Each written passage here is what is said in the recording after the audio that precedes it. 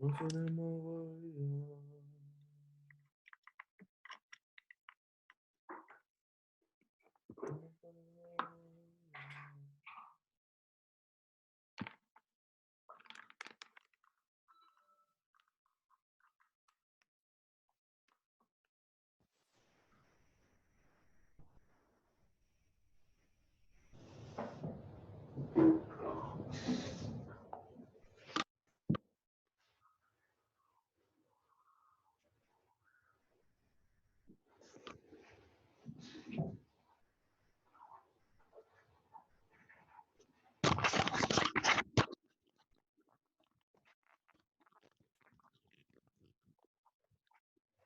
Put in my warrior.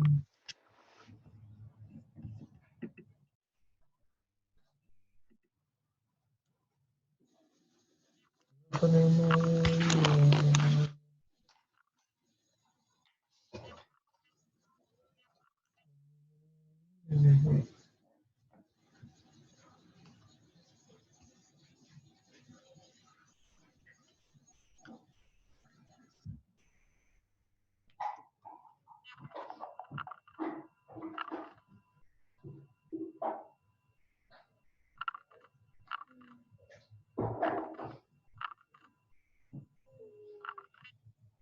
Don't even give me my $20 for buying this stock with you. Well, you sounded like you already had an account with them. But I ain't had no bank on it, so it should have just worked. Put in my warrior.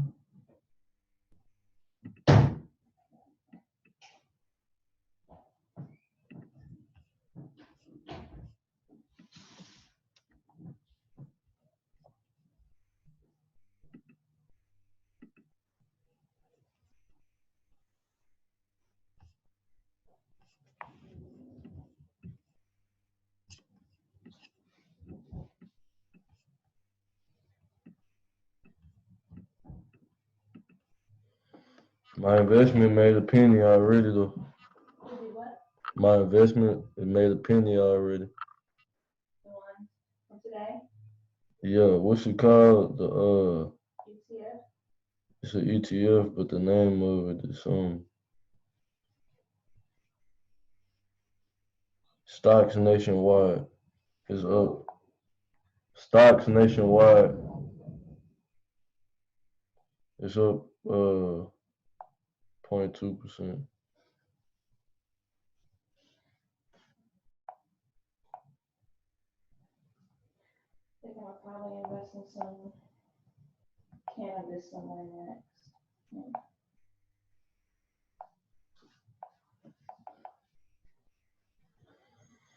Green things, farms, agriculture.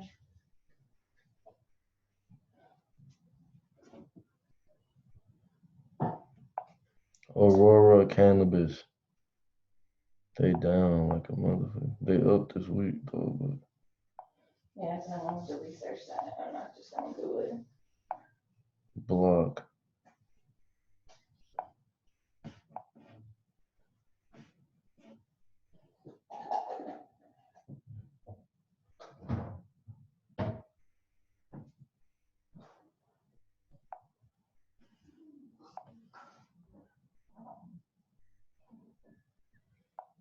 Corporate Cannabis is an ETF.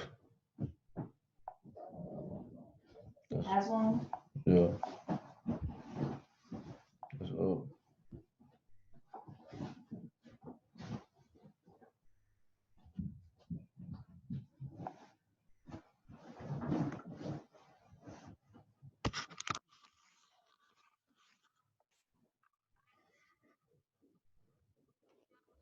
Oh, it's on already?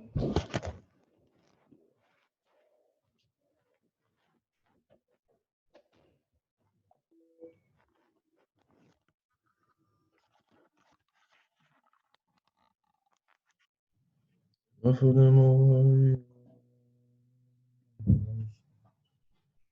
Oh yeah.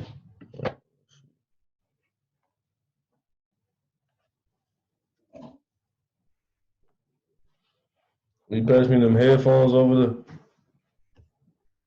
you talking to me? Yep. What'd you say? Will you pass me them headphones over there?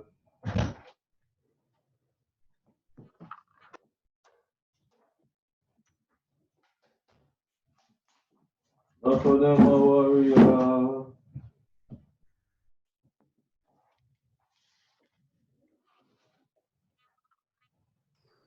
Not for them, my warrior. Greetings. Greetings, Brother Strawhat. Yo, brother Ras Ital Iman.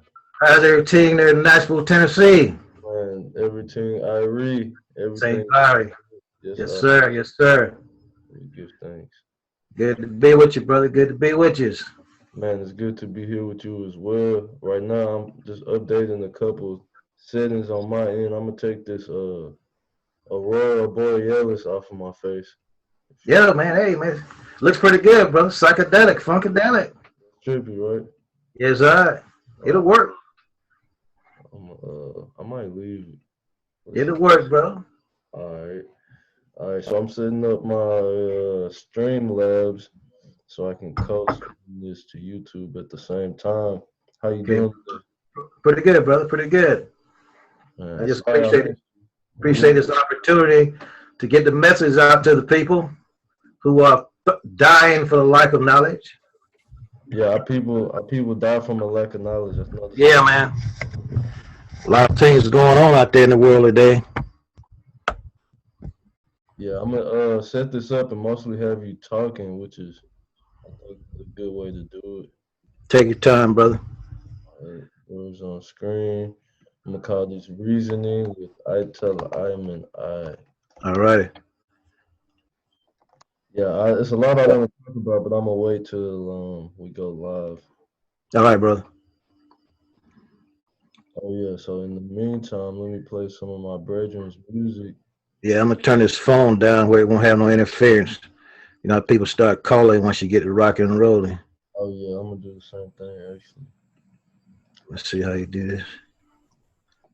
Okay, power off.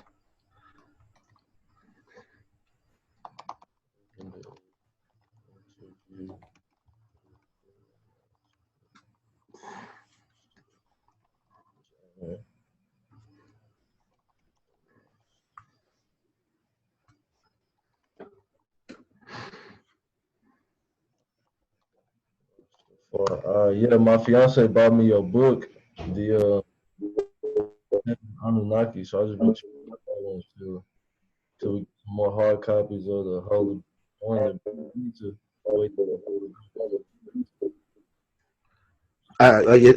Your sound is kind of in and out. Let's see. Okay, mic check, mic check. How's the sound now? Good, good. I hear you. All right, I went back to the headphones. Okay, entertainment playlist. No, it's not made for kids. Save, live chat, enable live chat. All right. Reason I know.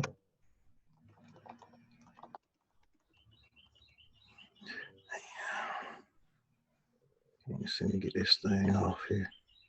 Sound. Okay, I'll just muffle the sound.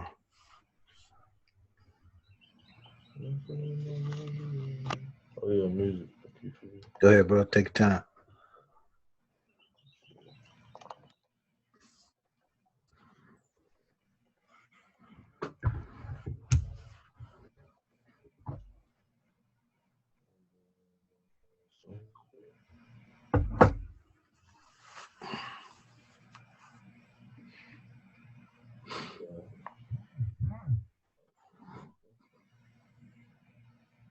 Put this right here.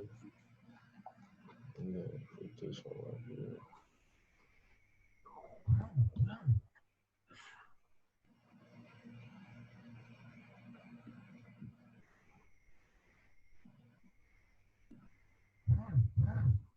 This song is called Thank You So Much. All right. But I have to make it play.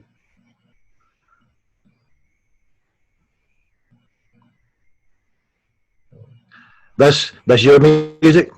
This is my brethren Joshua Odine. Is how his parents named him, but affectionately we call him Yahoshua. The Yoshua. whole show. That's all. That's all.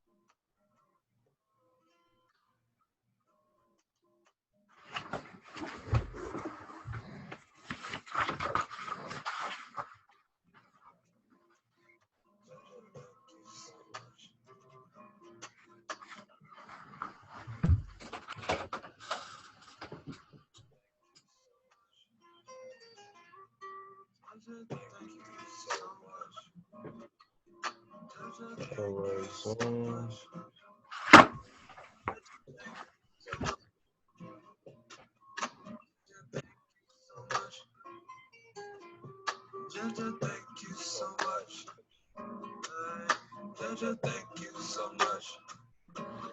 All right.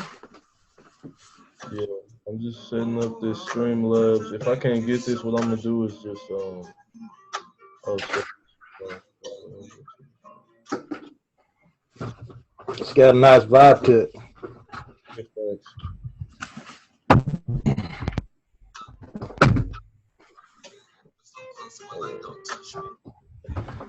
Right back.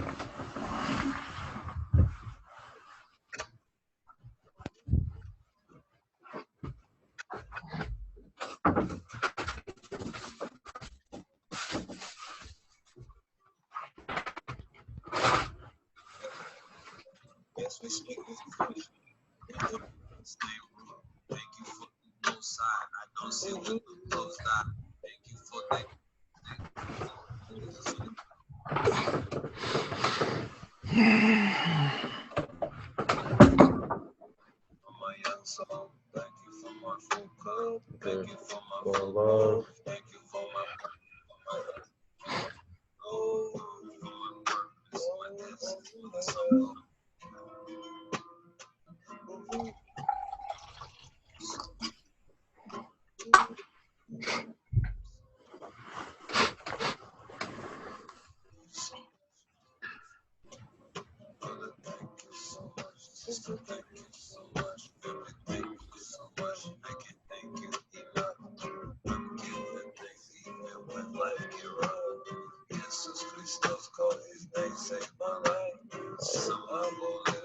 So I can't get this to work, but that's okay. The stream is live. We are now live on YouTube. What's up, YouTube? This is your man Strawhat KiLiK checking in with you once again. Back today with the legendary, the omnipresent, the multi-powerful, multi-genius Ital Iman I. We're gonna do a smooth interview today. We give thanks. That was my brethren Joshua Odine. Ital Iman I. How are you today? Welcome. Yes, sir. Great, brother. Feeling good.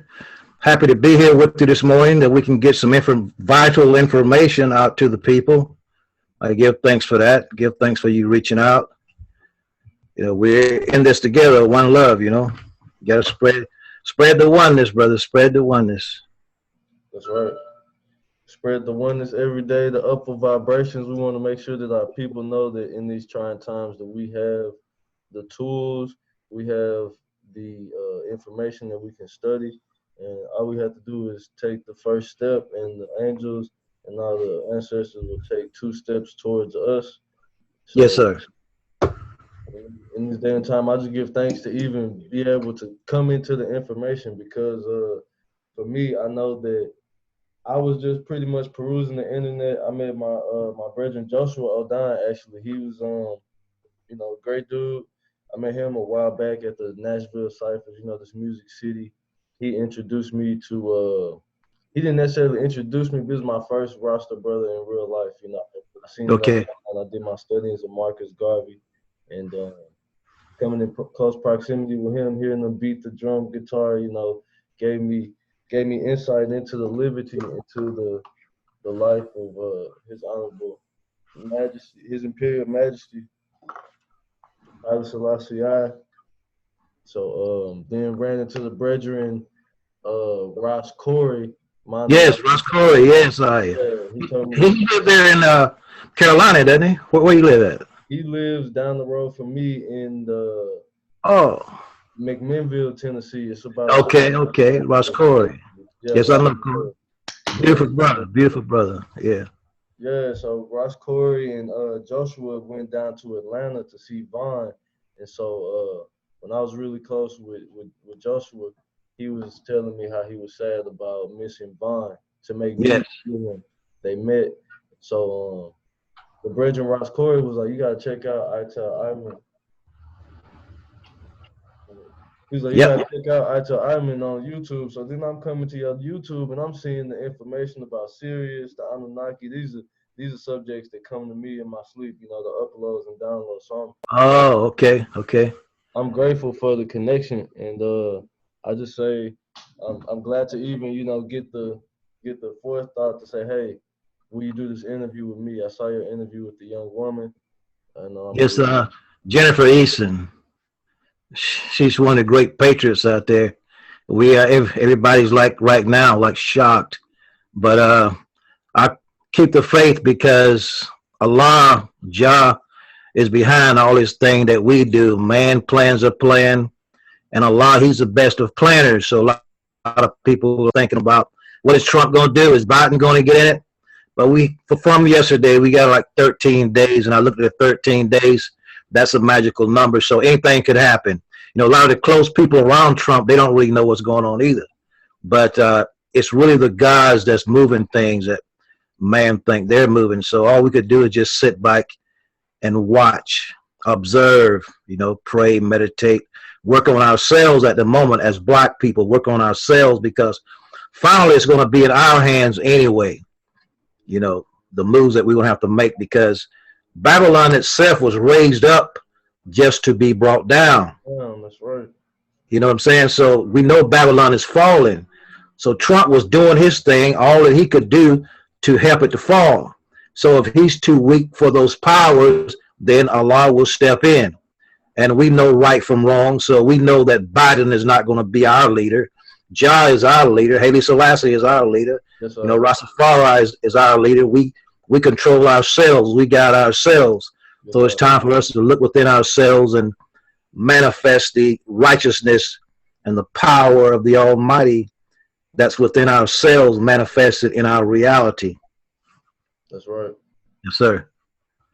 And give thanks. And so with that, it's an awesome introduction. We had the crazy events here in Nashville, Tennessee. Yes.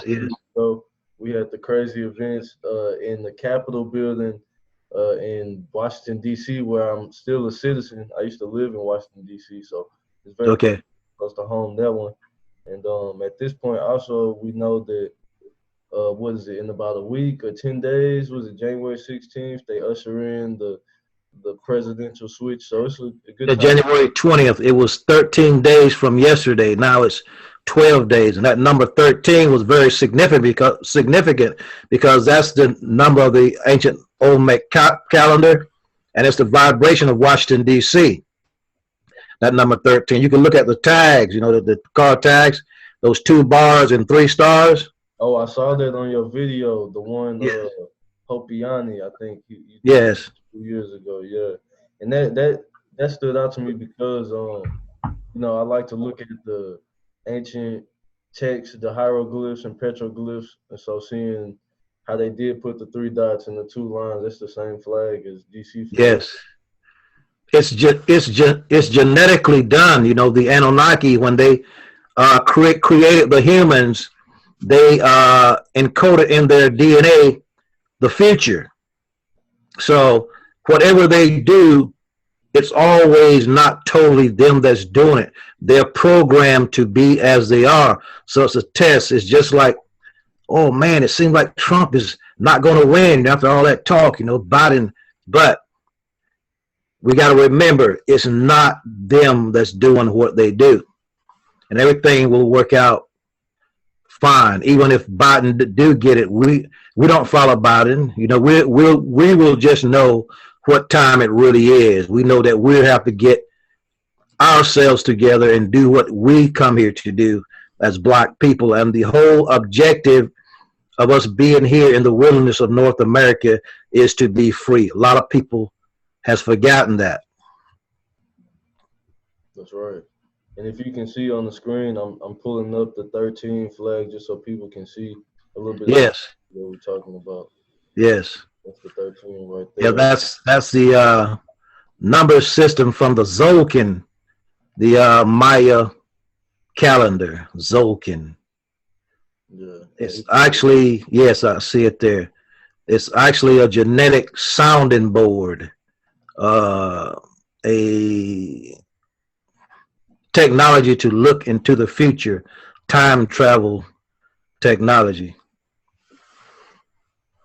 So I'm seeing, I see it right here, the Zolkin. Whoa, that is interesting. It looks kind of like that, the calendar.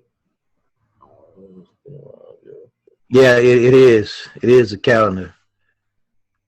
And those 3 stars remind me of Tennessee Court of 3 Stars, which the scholar William Henry, who I saw put on there. Yeah, I read his book. Great guy, William Henry. Yes, he breaks it down. He breaks the Nashville Mall down, the esoterics of the Nashville Mall. Yeah, that place is very interesting. Have you ever taken one of those tours? I haven't taken his tour. I read his book, and I live down the street from this place. My mother does. Well, she just but I actually walked from the base, or we call the root chakra, all the way to the crown chakra, and I did meditation there in those the sound, the little sound chamber there. That's a deep situation, isn't it? Oh yeah, it activated when I did some chanting on top of that magnetic pole. So I think it's something very much so encoded there. And also, he doesn't talk about it in his book, but above that court where the crown chakra is represented, there's a time capsule, and it's buried in the ground. It says, "Do not open until 2025 or something like that, or 2040." It's like an auspicious year, but I'm gonna check into it again. Yeah, I see the stars. So Tennessee, the logo of Tennessee is it 3 stars? Yeah, so that reminded me of the Olmec 13 right there too. Yeah. Stars. You have the 3 stars in the belt of Orion, Exactly. And they point to the star Sirius. That's right. Which is the main vibration of Earth. Earth and Sirius has this destiny with Sirius and the Earth, which played out greatly in 2012 when our sun became a bulge in the Milky Way. Quetzalcoatl, the Maya god who is actually thought in Egypt, which was actually thought in Egypt, and the 3 Hopi mesas point just like the pyramids there, the 3 stars, the belt of Orion is over the pyramids. Right. So it's the same with the 3 Hopi mesas, Mesa 1, 2, and 3. Those stars are over the mesas, and they tilt like they do to Sirius. And where they tilt is to Chaco Canyon, which is like 1, 2, and 3rd mesa. They tilt to Chaco Canyon, which is about 125 miles away in New Mexico, and that represents Sirius. Chaco Canyon. That's the that's the great house, Pueblo Bonito right there. Yeah, that's Pueblo Bonito, the great house, Chaco Canyon. And that's where the ancient people that know the Olmec and different other sages met like when that happened back in the old days, they go there, Chaco Canyon, meet, sit down and talk about the future and map out time and space. And that happens like every 6,000 years before the shift of the earth. So that's what we did in 2012. We followed the Hopi migration. Like in the beginning, the Masao, the Hopi god, who's called took them down to those kivas to meet with the ant people that took them underground. And a lot of people take the ant people literally, like, people think about reptilians, ant head beings, but the ant people were Anunnaki. For instance, the word ant in Hopi is Anu. So that lets us know that Anunnaki at the time of the floods or when the first world was destroyed, took them down into the Kiva. Yes, perfect. The Kivas, and took them underground. You know how ant build colonies underground. Yeah. So Anunnaki built underground cities and things like that. Yes. So we see the information is here. Is here. So it's no excuse. Some people, they just want to believe. Some people just want to believe in aliens. They just want to believe that this is not when the Egyptian gods have on the eagle heads. They want to think that they're just eagle head man. And they can't see that eagle head is a what do you call it? Helmet. Exactly. Just like the NASA says, the eagle has landed. Mm-hmm. So when the Anunnaki came here, they got into the eagle's nest, which was their spacecraft. They set in the eagle's nest, they placed their eagle's helmet on, and they came down here. So it's just symbolic. All these things are symbolic, and that's my job. Part of my job at this time is to break down the syllables and basically break down the walls of illusion that the people explore the practicality of this seemingly new information. But it was always known to the ancient people. We're just bombarded today by propaganda, and there's no one that's breaking down this propaganda. Everybody's trying to make $1 off of YouTube, million hits and all that. Exactly.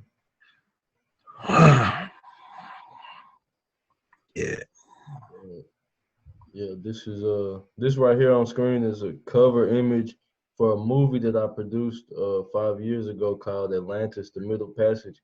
But you talked about the eagle head being a helmet. This is the cover photo I used. It's an artist, his credit is in the bio, but that's the concept I was going for. Was the movie was honestly inspired by researching the connection between Parliament Funkadelic, the ancient Egyptian water rights, and then our current situation with what was going on in Flint. So the movie, it seeks to answer the question of who are we, where are we going, what are we doing, and why are we here, and why we're persecuted. The answer is water. I said that we are Atlantis. We just forgot who we were. Atlantis is more of a mindset, kind of along the lines of this messianic mindset, where there isn't one Messiah who will be reborn, but it's the thought process and the patterns of consciousness. Yes, consciousness. Exactly. And so it's just tight to see the connection between the imagery that I chose for the cover and what we're talking about with the eagle's nest. And honestly, well, it's already in you. It's DNA. It's already in us anyway, so we know. So speaking of this, what do you think about your boy George Clinton the other day? Take your shot. Get your shot. Oh, man. Take your shot. I didn't even know he did that. I wish I didn't know that George Clinton, he an advocate for the shot. Well, he's what do you call it? Phi Beta Pi. Boule. Yeah, I didn't know he was Boule like that. Yeah, I had ran into him one night in an alley somewhere, and I was telling him about. I think I said I was your brother, brothers. I was talking about the Master Blaster as always, and he said he was talking to one of his Power brothers back there, and he was saying that's his brother.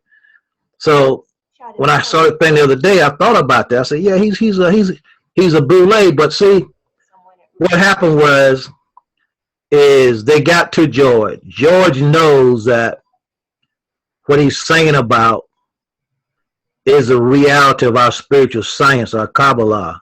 But the white people of the establishment, Illuminati, whatever you want to call them, they don't want that to be a reality. Oh my God. You know what? That's a shame before God. Man, Look at him. Looking like a total buffoon, bro. With the horns up with everything. Look at it. Oh man. Look at it. Look at it.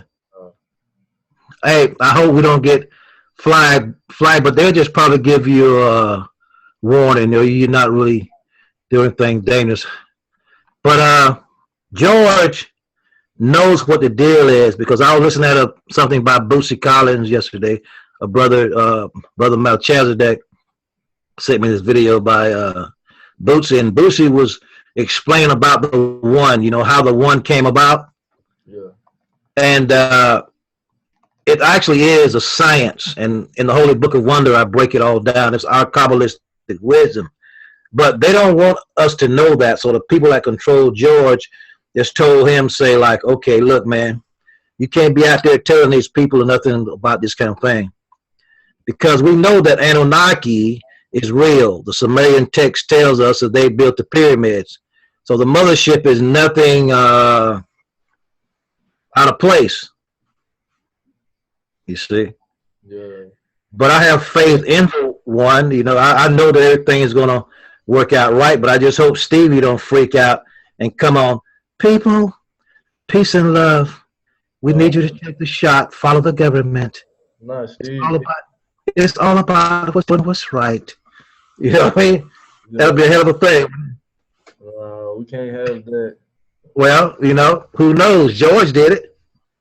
And you know how Stevie was running behind.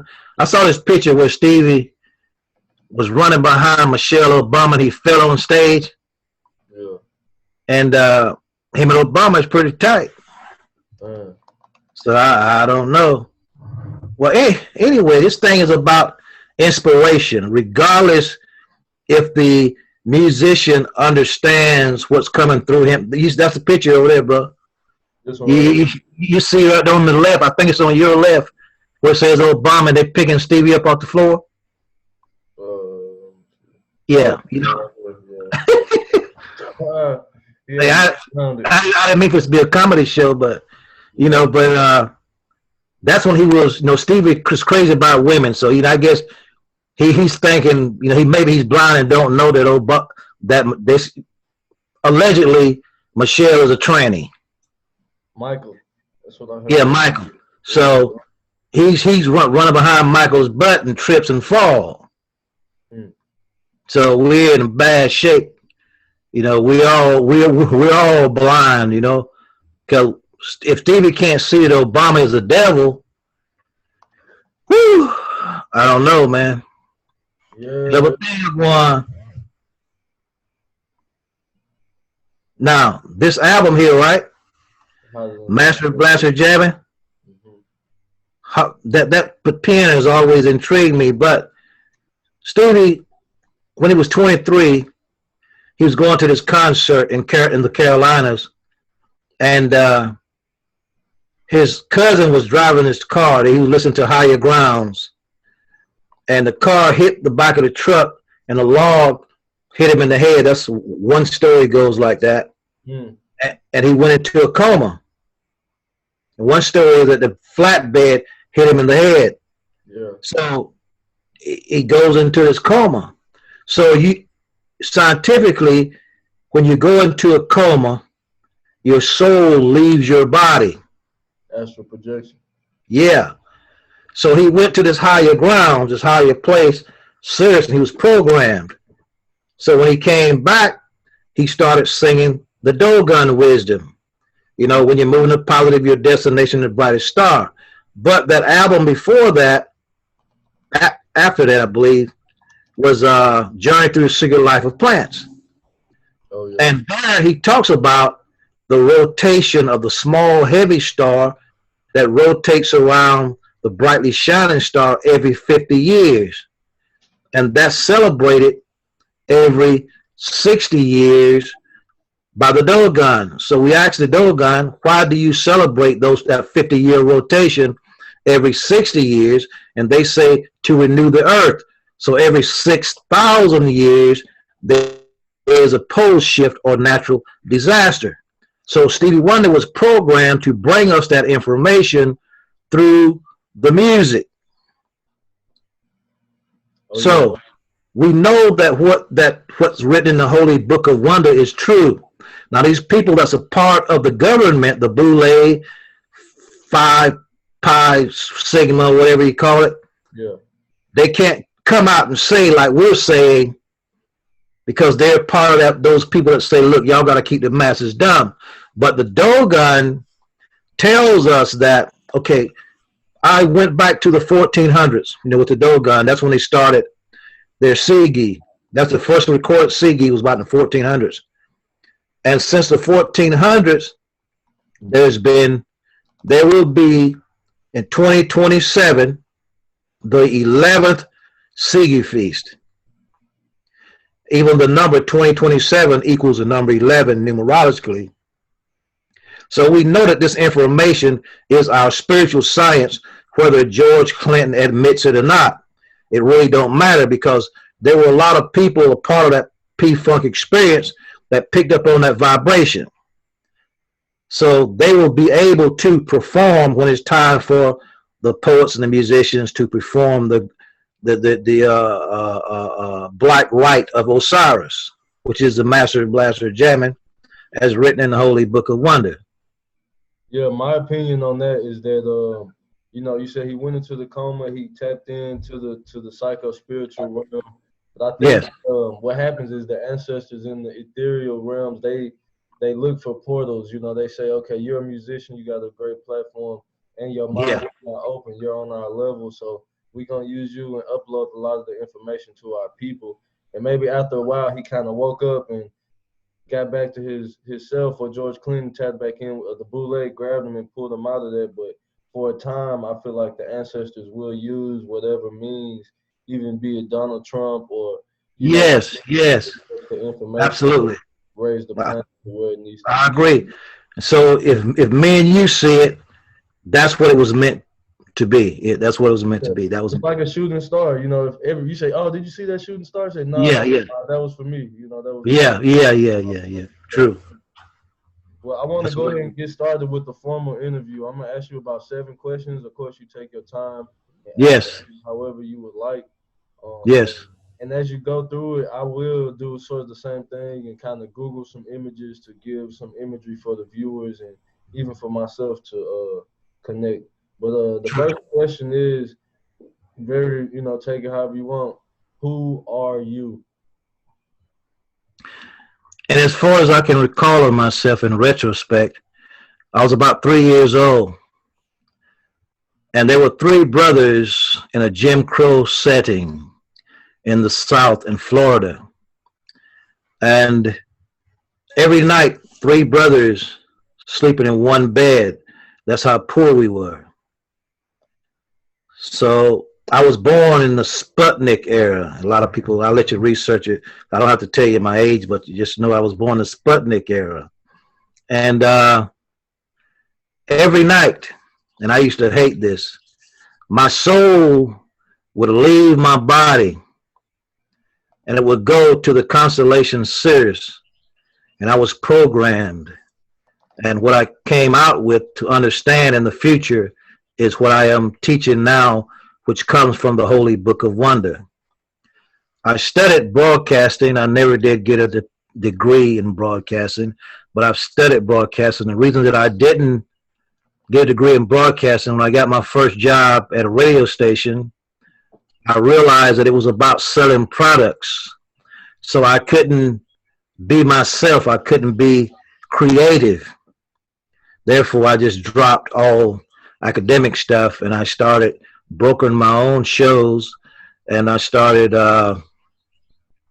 just promoting myself and doing my own thing. So I would go to radio stations. I was on a lot of other famous people's programs, but I started doing my own thing as a journalist and a broadcaster. I became a credible journalist in the year 2003. I was the only black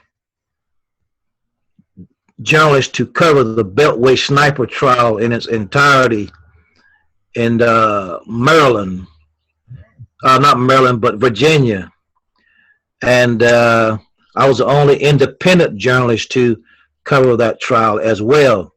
And that trial was a blacked out trial. It wasn't covered like the O.J. Simpson's trial. It was, they didn't want people to know what was going on. So I realized that before I took the journey there to participate in the trial. So I saw what the sniper was doing, and I realized that he was sending out messages, codes. So I went there, and as I was covering the trial for a few days, I knew that some great media would send somebody to interview me to find out what I was doing. Because when I first tried to go, I was stopped by the FBI, and they took all of my books. I had a lot of books with me, so they took my books, and they interrogated me for about an hour. So I went back home, and then we came back to the main trial. And the Washington Post picked up on me during the trial, and they wrote a whole page in the Washington Post about me covering that particular trial. So that's when I became credible, a bona fide journalist. So I've written now about 13 books now. If there are any specifics, and that write-up, it went into just about every major paper in the country. It actually went worldwide, globally. So it was a big move for the Rastafari movement, because there's this Rasta man that's a journalist that covered the biggest trial in history. That trial was a major, well, it was the biggest trial ever, the biggest manhunt. It took 23 days. There's that number 23 again. It took 23 days to capture Muhammad. He actually turned himself in by code. So I teach my teachings that when you hear the number 23, you're vibrating or resonating to a higher force, which is Sirius. And the Sirius constellation and that energy was an energy that was speaking and moving through John Muhammad, and it was taking people to a higher level of consciousness. You know how some people say that Jupiter and Saturn took us to a higher level of consciousness? Well, that the John Ali Muhammad scenario did that. And it was saying that, look, it's time for us to look at things in a different way. Yes, Haile Selassie vibrates on that same vibration. His birthday was the 23rd. That's July 23rd. And notice the Orion, he represents Orion, the dog of Orion, Sirius, and the dog that Haile Selassie had. So John Ali Muhammad's birthday vibrated to that number 23 also.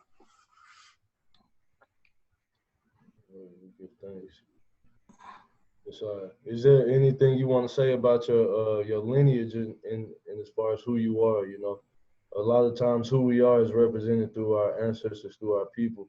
I want to get. Well, I've always had this connection with this ancient American connection. I never thought about going to Africa. I never thought about any African roots. I was always connected to America, North America, the Olmec Maya. And I found that the Olmec Maya were the same people as the Anunnaki. And these are the people, I lived by the ocean for 23 years, the Atlantic Ocean on Amelia Island. And I would find different little artifacts. Some of them would come to me, but around the little hermitage that I lived in, there was like emeralds, you know, Sirius multi facet of stones in a place where they wouldn't normally be. And the place was called American Beach, where they wouldn't normally be. And I knew from there that there was energy talking to me. So when 2012, when I went to American Beach, yes, when I went to Chaco Canyon and visited the grandfather Martin, the keeper of the ancient stone tablets. So at Pueblo Bonito, the same stones I was finding in my yard, they were scattered at Pueblo Bonito. So I've always had this connection. You know, I knew that my ancestry was Native American, and my grandmother, you know, she used to tell me about Native American stories. You know, my grandfather, and so in Florida, there's a lot of Native American history, like ancient Native American history. So that's really been in the sun for 23 years at the ocean front. That I was like, the sun like was sending me these messages. So I was programmed even from birth to deliver this message that I'm delivering today about the Anunnaki that told us to contact them when it gets helter skelter. When it gets a time like this, they said, cry out to us with this code that we gave you in the Holy Book of Wonder. So it was proven to me that I was correct when I met Grandfather Martin in 2012, the keeper of the ancient stone tablets, that this stone was thrown to me in 2011. And it had a lot to do with the pineal gland and the Hopi stone tablets. There's a piece of this Hopi stone tablets, as the lore states, that the elder brother of the Hopi, the elder brother of the Hopi had the other part of this missing tablet.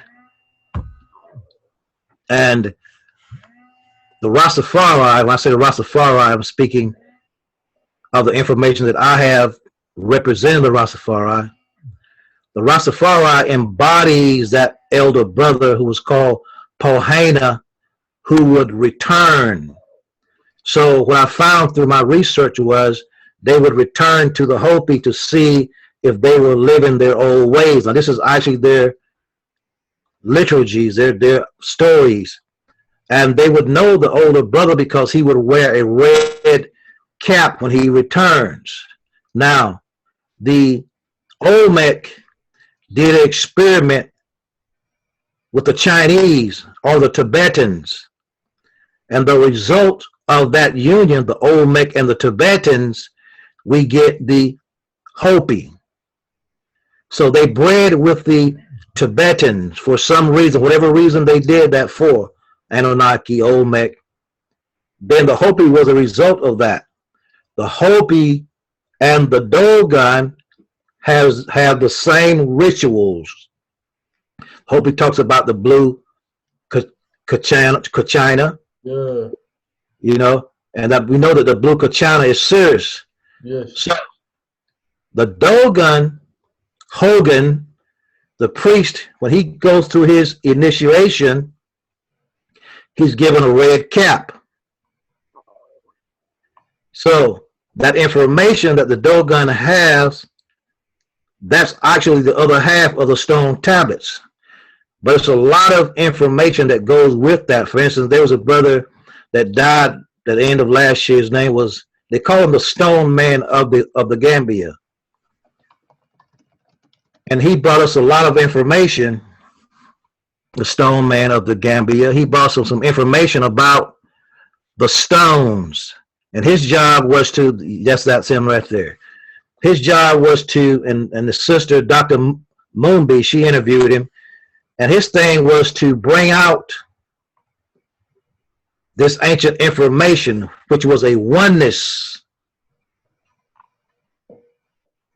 of our information. It was a collective information. And we know that being Dogon doesn't mean that you live in Mali. It's an ancient priesthood that the Egyptians set up years ago, many, many moons ago, that a lot of brothers from around the globe has this certain information. So the information of the stone man ties into all of this, which I wrote the book, The Stone Man's Transmission, which explains what the stone man was trying to do. And it hooks up with the Hopi, the Dogon. So all this wisdom is within that book called The Stone Man's Transmission. And what it is, yeah, that's it there. What it is that all this wisdom that we have collectively fuses into one great synthesis. And in it, there is no contradiction because it is the ancient wisdom of the Anunnaki. And what the essence of it is, even though there's like a plethora of information, the essence of it is when it comes to a time like now, we call out in unison to the gods, and they will return and redeem us from this natural disaster. This is what's going to happen. Even though we think there's going to be a future, you know, whether Trump or whether Biden gets in, it doesn't matter. The poles will shift, and they started shifting officially in the year 2000 when Mercury, Venus, Mars, Saturn, and Jupiter aligned with the Earth for the first time in 6,000 years. Exactly. And you're right on point with my next question. You've already answered it, but I would like to ask it as well. The question is, where are we? You know? It's 2020, it's 2021. So in 2027, we're at the door of total destruction. And we're at the point of no return right now, because that's the 11th Sigi feast. And the number 11 is very important. So anytime between now and 2027, anything could happen. You could have the return of the Anunnaki. You could have the Master Blaster jamming. You could have World War III physically blowing, everything blowing up, everything's helter-skelter. Anything could happen. But we should be going to higher grounds, finding higher locations away from the coastlines, away from the cities. But a lot of us, all we're thinking about is economic, getting enough money, building communities and all that. That's all good. But as it was written in the Bible, in the days of Noah, they was giving into marriage. Homosexuality was running rampant like mad dogs with rabies in the streets. You know, everybody saying, okay, it's all good. We want Biden because we want to keep on partying like it was in the time of Obama. Hey.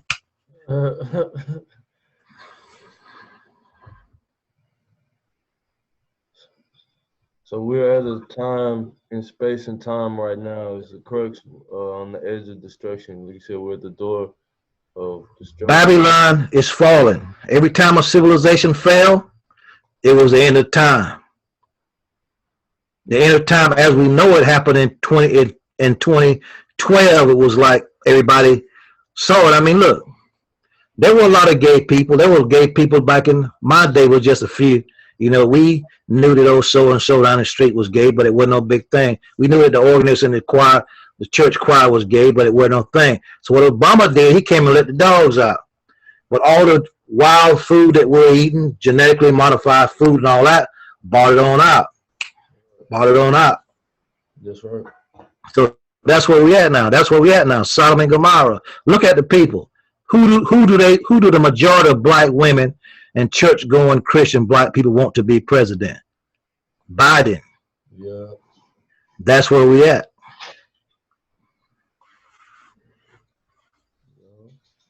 Okay. The next question is, first question, who are you? Second question, where are we? Third question is, I'm a spiritual traveler. Oh, yeah.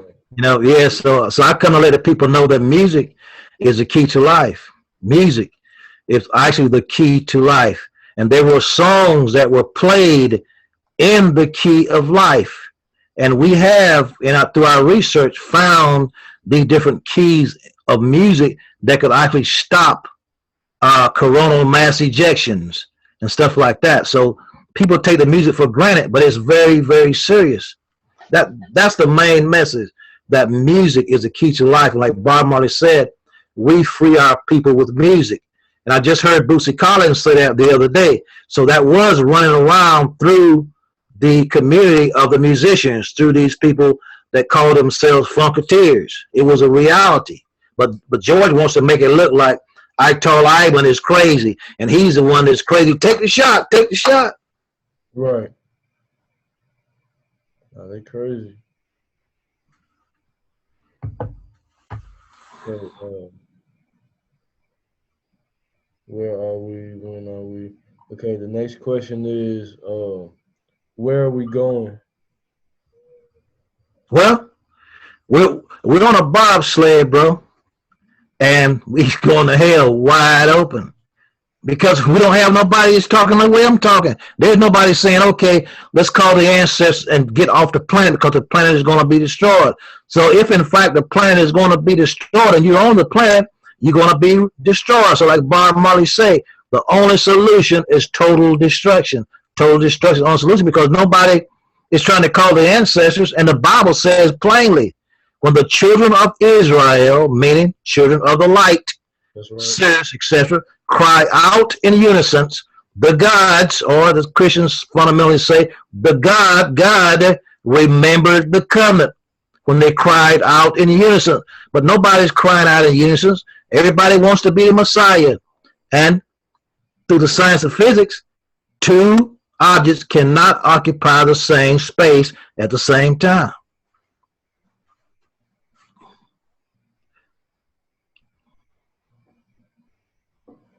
Yeah, it's a lot of ego. And Yes. Yeah. Speaking of that, and I really love the brother. I just got to know him the other day. His name is Prince Michael. I'm giving him a shout out. Yeah. Prince Michael. So, You know Prince Michael? Yeah, I sent you one of his videos. Oh, did you? Well, I never looked at it, but me and him started talking. Prince Michael, and Yeah. so he's connected with the Kikuyu and Kenya. yes. So that's a part of the prophecy, the Dogon prophecy. Exactly. So we're talking, and hopefully we can see eye to eye. But he has his mission, and every man's got to do his mission. But I throw it out to him. So it's like marinating. So if we can come together and agree to join forces as one, great things can happen. I see. I would definitely. I was researching both of y'all at the same time, so I know the information is palatable in this. Yes, man. He's on it. He's on it. That's right. He's blessed. He spoke about the water tablets. They got the tablets open. Yes, man. He's blessed. I mean, the hope he speaks about the KiLiK. That's a part of the stone tablets mystery. Yes. So he's come forward. The elders blessed him over there around the mountain. So in December, they're supposed to go up there and pray in front of the mountain and all that and pick up energy. That seemed like a good place to go. I would like to go. Yes, man. I would like to go also. I'm planning on it. If the Lord's willing, I'll go. Right. But yeah, Prince Michael. Yeah. I see you in Kenya in December 27th. Yes. They circumambulate around yes. Kenya. Yes. That's a serious vibe, bro. Serious vibe. They go counterclockwise. Counterclockwise. That's the way all the planets do. The Saturn counterclockwise. Right. That's the vibe. You go around the Kaaba Mecca counterclockwise. Yes. And so at this point, we've talked about who you are, where we are, where we're going. I would like to ask you now. Well, you've tapped into a lot of these, but specifically, I want to ask you, what is the question? What's the great query? What is it that inquiring minds need to ask? How do they? Well, survival is a thing. Survival, but in a world of propaganda, nobody is thinking about survival. All they're thinking about when the black people hear survival, what they're thinking about is money. You feel me? Yeah. money, stability, like housing. Right, you know, they're not thinking about saving their lives, going to the mountains. Like a lot of people have fled America, where the fight really is. They fled America and they've gone to Africa, these different countries in Africa. They feel as if though they have this connection with Africa. So I mean, well and good. And there are a few safe places in Africa. For instance, the highest elevations like Lullaby, they're in then the mountain there in Kenya. So when the tsunamis come and the earthquakes come, you have to be in safe areas. So the wisdom in the Americas states that go to the Four Corners area, the area of Utah, Colorado, Arizona, and New Mexico. That's where the ancient people tell us to go. And that's where I'm waiting like the ibis bird, like thought, you know, I'll be probably the last one that leave, but we have to stay until everybody else is gone. That's because right. We know what the deal is.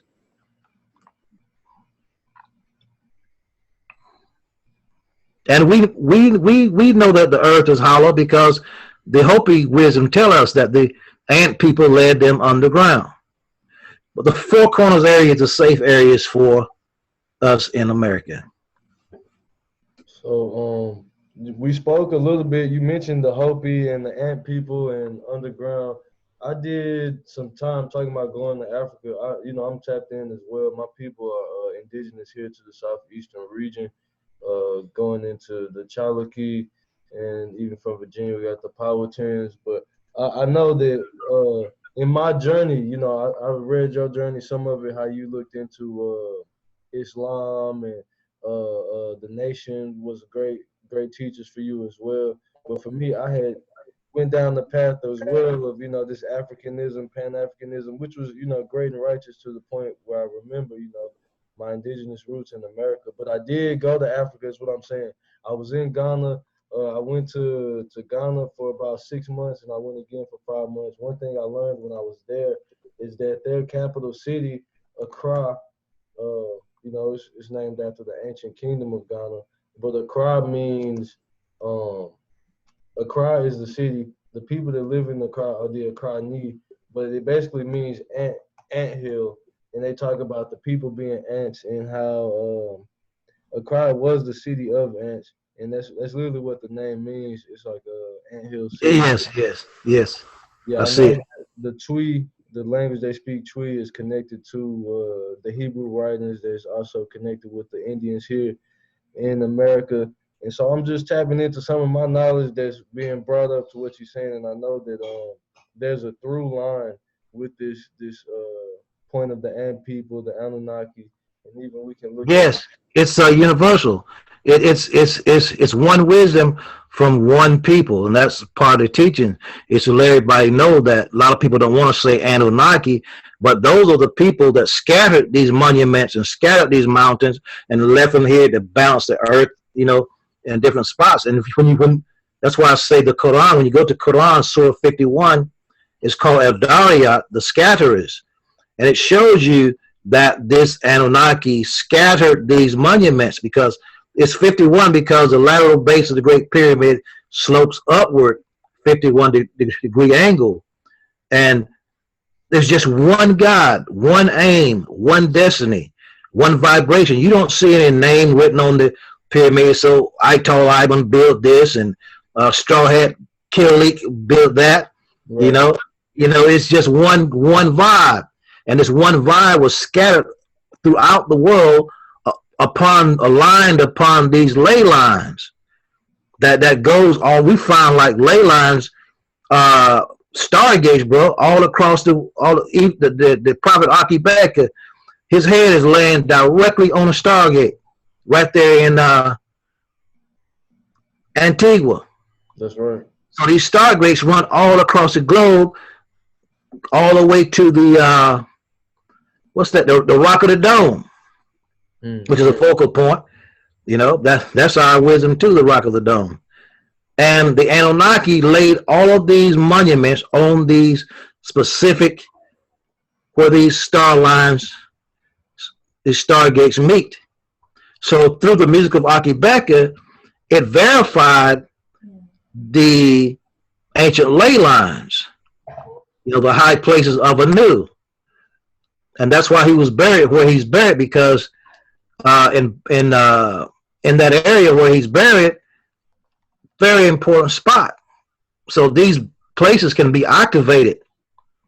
The rock of the dome, that rock there is shaped like that area of California on the map, and it shows where there will be in the last final day this great earthquake that will happen. See, all that's got to happen. These great earthquakes has got to happen. All that before the end.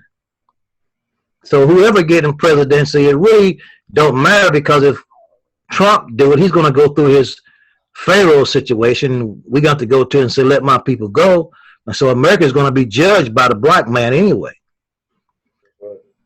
So this is sort of like scattered, but the Holy Book of Wonder, I'll just say like this, my writings, the entire thing explains all that we're talking about. So the Holy Book of Wonder is basic, where all the teachings come from about making a sound, and then the Stone Man transmission is the technology of it. And then we have the book Be Still, a tribute to Akibeka. It goes a little more into the technology, speaking about the earth grid nodals and points and all that. So basically I'm trying to not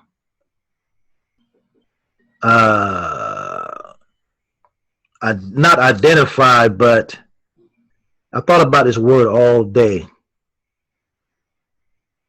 It's giving the meaning to our own knowledge, defining our own experience.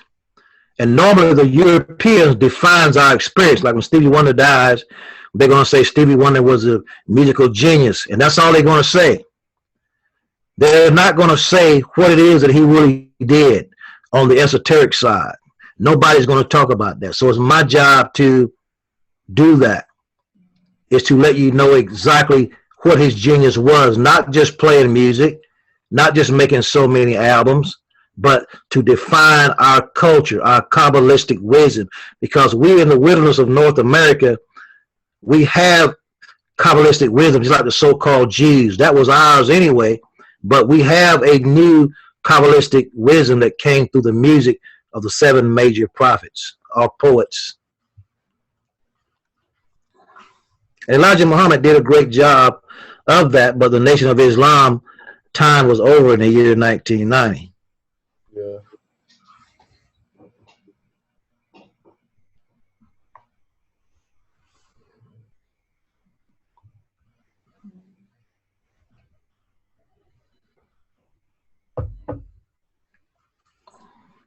I would like to ask you about, let's see. I asked you what is the question. Now the next question is, what is the answer? The answer is unify, come together, and it's so simple.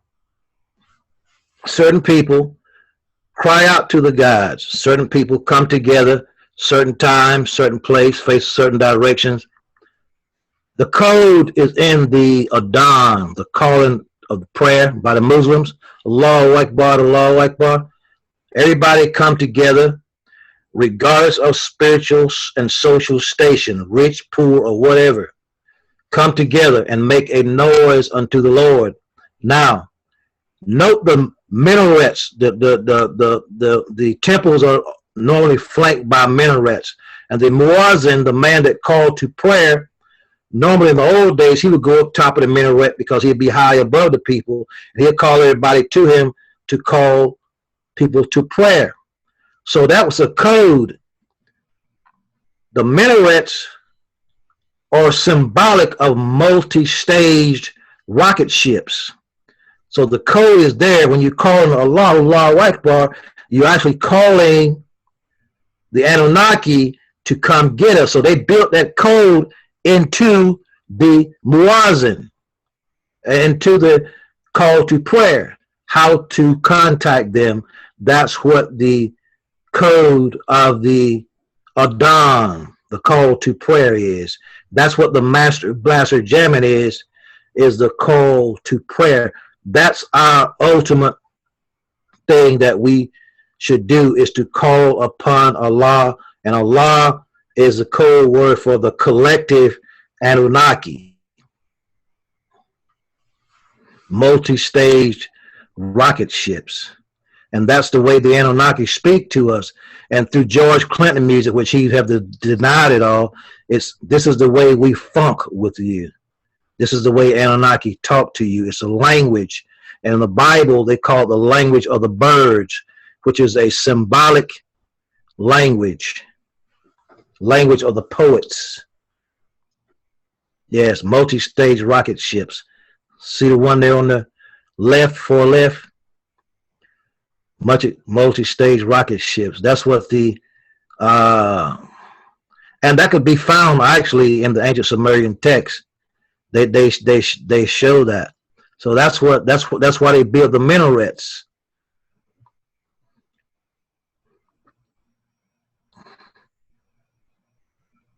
It's deep. Yeah. It's deep, but it's really simple. It's like, you know, we That's what I'm saying. It is simple, isn't it? It is, but it's a deep concept, but it's like, it's right there in plain sight. Cause so many people, you know, they hear the music, they hear the drums, they hear the bass, and it's like, all right, some start moving, their jeans start to bob, their head start to bob, foot start to tap, and I think that's something intrinsic within our DNA. Yes. I Yes. studied bird songs, and what's interesting is that birds, they know the songs in their DNA. You know, it's not like they have a teacher or go to school and somebody has to tell them, okay, this is how you sing this note. They look to the sun and give praises to Jah in the morning, and it's like when the sun rises, the light codes kind of give them the information they need. Yes, yes. Dr. Tagore said that the bird sings not because it's light yet, but he have faith in the dawn. He knows intrinsically it's going to be like. He could feel it. That's right. I know I didn't quite say that right, but no, you don't get what I'm saying. You hit the point perfectly, because it's like the what is it? In September 11th in the Nile Valley, the Sirius, when it rises before the sun, that's how they know that the rivers are gonna flood, and that's yes. It's just in the blood. So it's in the blood. Yeah. And the birds, they also watch their elders. You know, they watch the older birds, just like how I'm sitting here having this interview with you. It's important for the new generation to tap in, and even just to sit and listen. And because the fact that the elder birds are singing those songs, it activates something in the DNA of the new birds. Yes. And the younger people are not aware that we know this. You know, the elders know what they're doing. You know, they're the tone scientists, so they know. You know, just a phrase, you are now in tune on the one, the force itself. At this time, we call the Holy Master Blaster Jamming. But a lot of people don't really listen. They don't listen at what you're saying. You know, then 10 years later, somebody said, "Damn, what did he just say?" You know, but you say a lot, just in a few words. You say a lot. Yeah, it's like they hear you, but they're not listening. Yeah, they're not listening. The secret language of the birds. Check it out. Solomon knew that language. It was a language of the poets. It's actually warfare. It's a lot of things. The secret language of the birds. You know. Yeah, I think it's right. The one thing I noticed when I went to Ghana was that the language, when they would speak Twi, it sounded like birds, you know, singing. Or some of these ancient languages, they have this musical tone. Rhythm. Yeah. Or when I saw somebody, you know, I studied dialectics a lot, and I think that Ebonics, you know, needs to be elevated to its own language. But in my studying of Ebonics, I noticed that people who are outside of our culture, they say they listen to black people speak English, or they listen to people from the Virgin Islands speak English, and it sounds like music to them. And I know that it's in our natural rhythm to speak with a rhythm and the tone and the inflections. Like you said, you are now in tune. When I'm watching your videos and you'll say a point, and then the point will be so heavy, you are now in tune. It's like, oh yeah, that was it right there. Or A rhythm, yeah, it's a rhythm. yeah, the movie Don't Be a Menace that had a mailman come. He say message, even if you're not paying attention, you know, Yeah, the soil is fertile, so you plant the yeah, seed, and like you said, 10 years later, it's gonna grow, it's gonna bud. yeah, yeah. Was that your That's what video it is. talking about the bamboo? You have to you have to water the same spot with your bamboo Yeah, seed. what's that brother's name that talked about that bamboo, that seed? It was on your video. I can't remember. Yeah, there was a brother. There was a brother. He's like a inspirational speaker.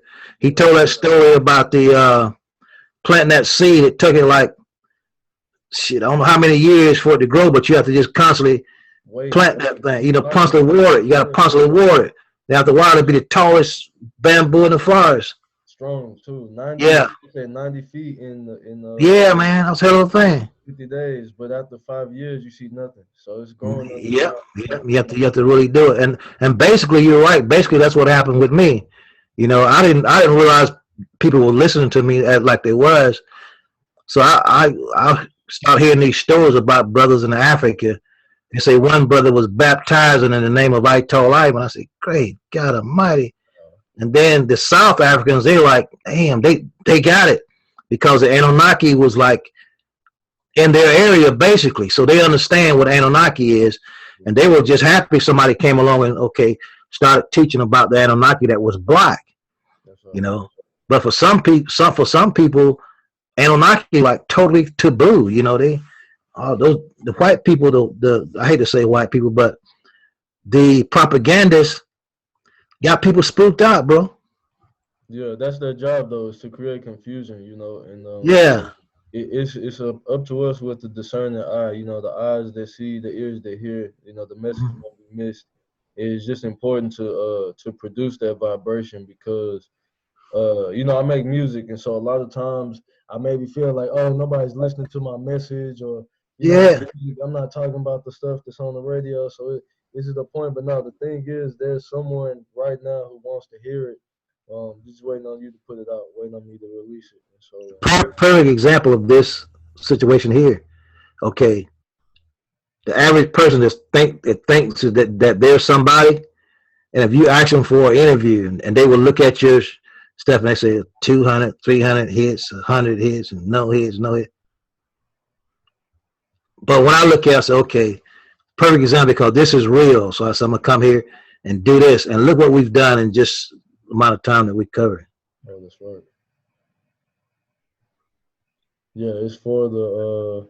I look at this as a time capsule, you know. Even if Yeah.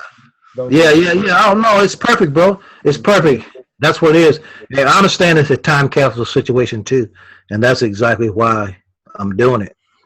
Also, You know? there's the multi-dimensional aspect, or even within our plane. You know, the fact that we're having this conversation now. There's 6 other conversations going on at the exact same time, breaking. Yes, it's time. Like this particular date and everything. It was important that it came out at this particular time, and it was important that you did it. Nobody else but you did it. I want to ask you to draw. That's right. We give thanks, and I know that, you know, I have to do the work. Yes. So I would like to ask you to draw a connection, if you might, between the Anunnaki, the Rastafari, and our destiny as melanin wealthy Americans. You know, Well, the Rastafari is a symbolic group of people. Basically, the Naya Bengi is very symbolic. But we must remember the fact that the Emperor Haile Selassie made sure that Bob Marley got the ring. The ring was given to Bob. The ring that Solomon wore, the ring that Haile Selassie wore, was given to Bob Marley by Haile Selassie's grandson or son. But Haile Selassie, in his subtle majesty, made sure that Bob Marley received that ring, which means that the Rastafari, I, are very important, significant, pivotal people in this scenario of the upliftment of the people. So, being that I are the poets means prophets. In the Bible time, there was no word for poet, so they used prophet, not meaning that this person prophesied or told the future. For instance, Saul, the story of Saul is about Saul was coming down the stairway, playing on a psaltery, and he said evil spirits overtook him, so he just played out of tune. He wasn't a very good musician. So the Bible is allegory, metaphors, and similes. Every noun has a deeper level of meaning. So we as Rastafari, we represent the boat of Noah. David played for Saul. This is the book of the Bible my fiance and I are reading right now. Yeah, Saul was plagued by the spirits from God because he had taken heed from the people to enjoy the spoils of war when Jah told him, just to completely destroy them. And since he didn't, he lost his right to the throne. But he stayed on because he had the armies and the power. So he even David was anointed the new king, but before he could take the throne, Saul in his jealousy sought to take out the new ruler, and so but he didn't know it was David, but he had David at his court playing music to ease him from the spirits that was plaguing him from his misdeeds. And I think it's just amazing to even bring it up because that's literally where my Bible lives right now. Is that right? That's right. Yeah, man, this is deep, brother. The whole situation is really deep because it's a certain vibration, man. The Anunnaki, a lot of brothers, I don't know why they don't like to hear Anunnaki, but I just love to hear that word, Anunnaki, the sons of Anu. Because you go to the essence, you don't play around with all the things in between. You go to the essence of those that in the beginning said, let us create mankind in our own image. You go all the way to the reality of that. So there's nothing in between. And you look at the Sphinx and you say, who is this Anunnaki? And you see that face on the holy cat, and that's Anunnaki. It looks just like me and you. So we are the creators of mankind. That's deep.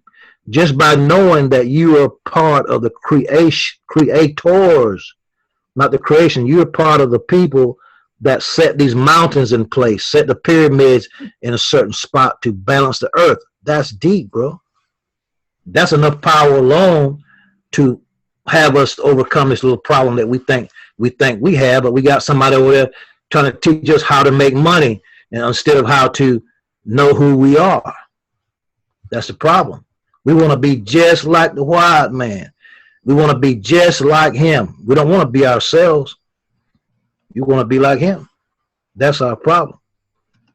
So that's what that first press conference I went to in DC to get the Martin Luther King birthday national holiday. The theme was, where do we go from here? Exactly. And this is where we go from here. We call down the ancestors because look, right now they got these crazy homosexuals has got this needle, and they're saying everybody's got to take this shot, and thousands of people are going to take that shot, brother. Oh yeah, they're going to take that shot. Man, I have to every time I hear about this shot, it's a TV show called Utopia. It's some crazy stuff. But let me see if I can find the video real quick. Cause basically, it's a show about some people who are interested in this comic book. But in the comic book, they have coded all types of messages, and the messages coded into the comic book are about world pandemic events. So you will see like a little picture in the comic book. Huh.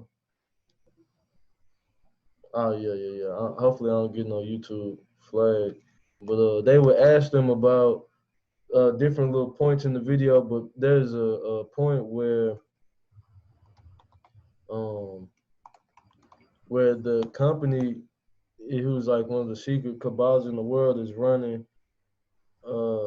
They basically put out a virus, and they put the virus out through minks, this animal called a mink, in a petting zoo, and it's a traveling petting zoo that goes across the United States and the world. and whoever sends their kids to go pet the animals, they come home with the virus and it spread through the schools. And they was making some invisible meat. It's a crazy show, but I want to find this one scene where everybody is like trying to tear down the walls to get the vaccine. But it's so you can tell it's manufactured because it's pretty much. I don't think I'm gonna be able to find it, and I don't want to get flagged. Yeah, it's good because you might get flagged. We already put a Crazy George up there. Yeah, exactly. They already mad that we, but I ain't gonna get no flag, so let's keep that out there. But what's important is that I see that scene in real life now because they had a scientist who thought that he was doing the right thing, but really he was being manipulated by propaganda, so that way he was like, okay, I'm making this vaccine, and they even had him administer his vaccine onto a patient who was dying because there's no vaccine for it really, but the patient was dying, and they switched out her when he wasn't looking for her twin, and then brought her back in. So he thinking the vaccine worked, and he go out to the people, yeah, the vaccine is safe, but we still need to test it. But the company is like, oh, he said it's safe, and so it's kind of like this propaganda mind game to where it's levels to it, but they even trick the people who think that they're doing right things into doing things exactly, and so it's hard. It's hard. Yes, it's almost like the QAnon movement. A lot of those people are disappointed because they was thinking like, okay, we were fixing to really kick butt, but everything's gonna be okay. You know, it don't matter because nobody's gonna follow Biden, bro. Biden, I don't even see Biden as the president. How can Biden be the president? You don't feel it. It's like Hillary. Hillary didn't make it.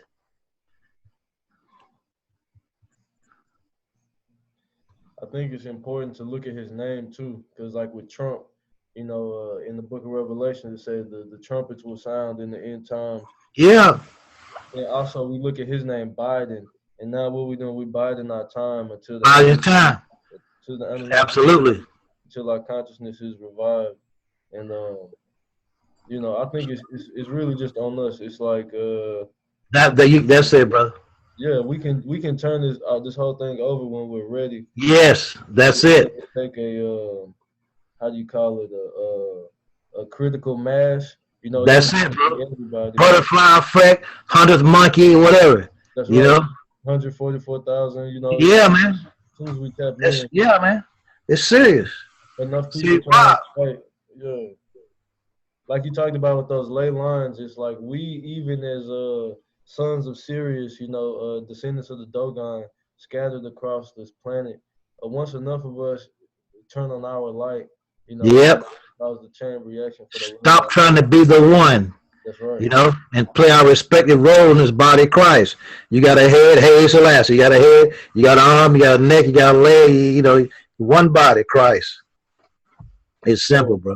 Okay, one thing that I know is very interesting I found from your publications is this information about Brother Benjamin Banneker.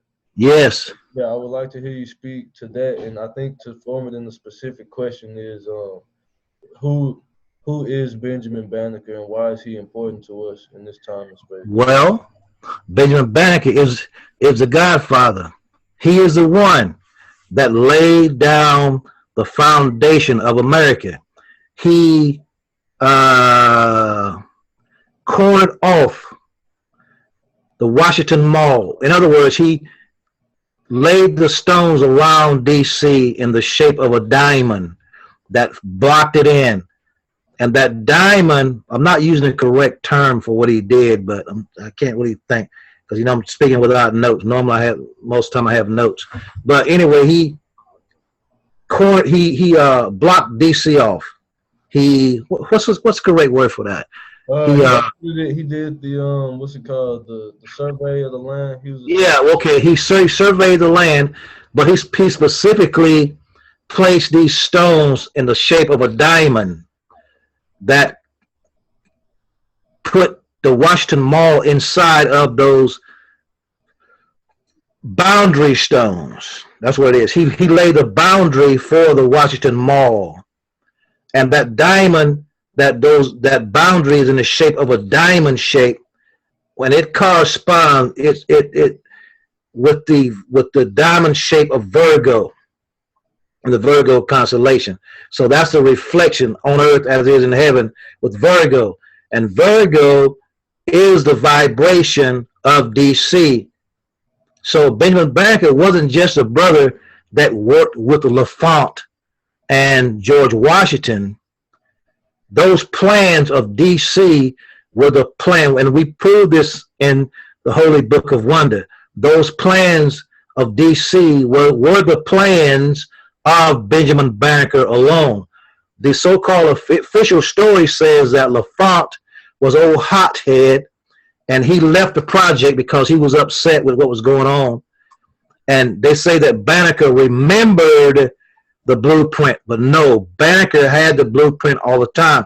Banneker knew about Sirius. Notice that America, the scientists, just found out about Sirius recently. But Banneker had the wisdom of Sirius way back there. That was like 1700 and something. So some people say he come from the Dogon in Mali and all that, which he was descendants of Africans. But that's one, I see one of the stones, the boundary stones there. But Banneker laid those stones out. Banneker, we prove in the Holy Book of Wonder, or we reveal that Banneker was the architect of the esoterics of what this nation's capital. So this energy, this vibration anyway, is the vibration of the black man.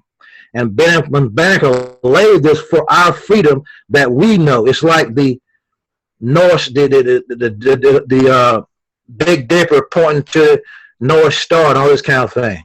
That's right. So Benjamin Banneker is a man. So this is our power anyway here in America. This is our power. This is our country, America. We built this country. We laid the foundation, literally laid the foundation for this country, America. And we were here, the Olmec, North America, Olmec, South America, Quetzalcoatl, known throughout the Americas, thought Nangishzida from the mothership or from the Sumerian text, Nangishzida, who was Thoth, author of the Emerald Tablets, that's the stones, author of the Emerald Tablets, and Quetzalcoatl of the Americas, the plum serpent. So this is our vibration. America is ours. So we should be proud to be Americans, proud to be Trump supporters. Ooh, Lord. So I think it's crazy that Benjamin Banneker is one of our true founding fathers. And he is the founding father. He's the spiritual backbone of America. But why? But you know they ain't gonna write that and let us know that. That's why I did the research to find it out. Look at the what do you call that bill in there? The Museum of African American History there on there. Yeah. Washington Mall. Look what it's shaped like. It's shaped like a pyramid, a pyramid point upside down, landing upside down.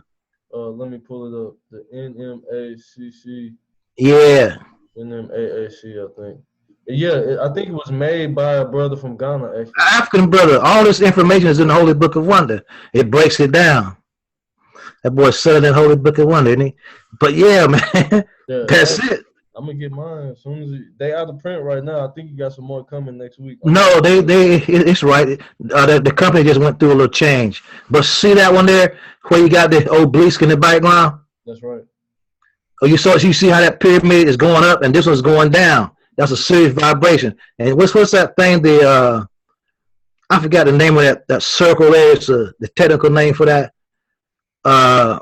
Anyway, that's some serious. Yeah, that circle there. You call it something. The esoteric name of that circle.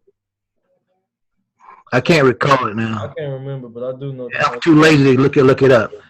But the pyramid, you see the pyramidic shape of the museum. It's going down. You got it up, so that's the Star of David right there. Okay, that building right there was built and placed there. It's actually the last building on that property, Yeah, on the mall. Smithsonian Yeah, Museum. They had It's like a 100-year plan or something. it's the last spot on the mall. It's very significant. And the blacks only knew the significance of that. If you get the Holy Book of Wonder, you'll find out just what that means right there. That's very important. Oh yeah, Very, very, very important. And they got George Clinton's mothership up in there too. they So do. They do. yeah. And it's funny because Benjamin Banneker planned this mall down to every square inch of it. So Yes, yes, yes. It's very profound, bro. Very profound. And look how space age that look. It's actually okay when the normal came to Earth, they came in what's called the Coronah. And the Coronah was a pyramidic shaped building. That's what it's a symbol of, the Coronah of the Dogon, And that's like the capstone of the pyramid. yeah. It's Yeah, very hard to find information on the Coronah, but the Coronah is what they came down in, and it was a pyramid. And that's what the capstone is, the Coronah, the Dogon, the Nomo. People came, the 8 ancestors came down the Coronah. They brought grain, they brought everything they needed to start the civilization here on Earth. One thing too about Benjamin Banneker, he has a tower named after him in London. What's that about? Oh, that's the first time hearing about that. That's deep. You know, what's it called? Big Ben. This is the Oh, is that about Benjamin Banneker? That's what I hear. I hear it's about him. The tower? Yeah, Big Ben Tower. You know, da-da-da-da. That's Yeah, that 5 tones. That's the 5 tones of the Close Encounters. That the sound that Big Ben make. The 5 tones. Da-da-da-da-da. yeah, Yeah. yep. So that's something I'm gonna dig on and try to find out is what's his About the clock and Benjamin Banneker. Oh, yeah. because he's the first man that made the clock. The watch, you remember? Black Magic. Yeah, he is master of time. Yeah. Ain't that something? Yeah, Yeah, man, black folks are very important, bro. We're very important, but all we like to do is dance and sing. you're right. And that's important because Too much twerking going on, bro. when we dance and sing though, that kind of leads the world. You know, our singing and our dancing, it changes the vibration of the planet. And so Well, that's true too, but I'm just saying when you have twerking, is in most everywhere you look, you see a big butt clapping. I mean, you know, it's just ridiculous the way it is. But I understand what you're saying. It's true. But for your conscience to be there all the time, like all of our sisters, not all of us, I'm just talking about those sisters that's not clapping every day. You know what I mean? Yeah, it's definitely a state of distraction with the lower vibrations. You know. Yeah. Yeah. But just think if everybody out there was on the same level you're on, how beautiful would that be? Man, if everybody was on our level, we'll be doing a whole lot of talking. I feel like we'll just be reasoning for hours. And well, see, just that reason for hours would change things because of the vibration of the sound. The whole atmosphere would be transformed if that many people were actually doing that. So you just look at the power of George Clinton, for instance. Do you know that George Clinton was wearing that colored hair way before these so-called, what you call them, throats? Oh yeah. Was wearing their hair like that? Yeah. This is a futuristic person, right? That's right. But he's claiming he didn't know what he was doing. He said he was just doing drugs and trying to get some snatch, and he didn't realize what he was doing. This Negro is lying. He's lying. This is a prophet. He done lost his mind now, but this is the future. He was doing that back before these girls wear hair just like that. You know these wigs these girls are wearing nowadays? Yeah, color hair. I know. Just like that. And that wasn't happening when he was doing it. He was ahead of his time. Are you So that's what MK Ultra was all about anyway. I mean, the people that put the LSD out. Now, back in the 70s, I tasted purple microdot and blotter and all that, and it really opens your mind up, you know. Yeah, it does. So that's why we know what we know. But MKO, the people that did that, know George Clinton know what he's doing. He want to deny it now because his sorority people told him not to. It's all good. It's all good. I'm just gonna let him have his way. He got to pay the price, you know, not me. He did what he needed to do. You know. Yeah, yeah, it worked. It worked. We got the message. He can just go to hell now, which he's going anyway. Are you Telling people to take that shot, huh? Are you familiar with the Mandela effect? I've heard of it, and I've seen different things that but it's not so plain. It's not really as obvious as they try to make it. You know what I mean? But I've seen things like I remember one time when I was living in Atlanta. I specifically remember that they got the walls of the Kaaba, and this was about the time that Mandela made his United States journey. They took the walls off of the Kaaba, some of the curtains, and brought them to Atlanta and put it on display. But there's no information about that. Nowhere. What? Yeah. They took the information about the Kaaba and brought it to Atlanta. They took the curtains, like the curtains Yeah. from the Kaaba in Mecca and brought it to Atlanta and put it on display. It was about the same time that Mandela was getting free and he was traveling the country. By the time this so-called Mandela effect started. Huh. So who look, will you just say that again? I was starting to look away from the screen and kind of. No, I was saying that I've seen things happen that you could consider the Mandela effect. That's right. And one thing was, I remember specifically that the walls of the Kaaba in Mecca was on display in Atlanta. Okay. But there's no information about it, so it's just like I'm crazy. I lost my mind and I hallucinated and thought the walls was there. But I don't have, to me that's sort of like the Mandela effect. No, exactly. But things like this, I don't know. To me, the Mandela effect is something that can't be proven.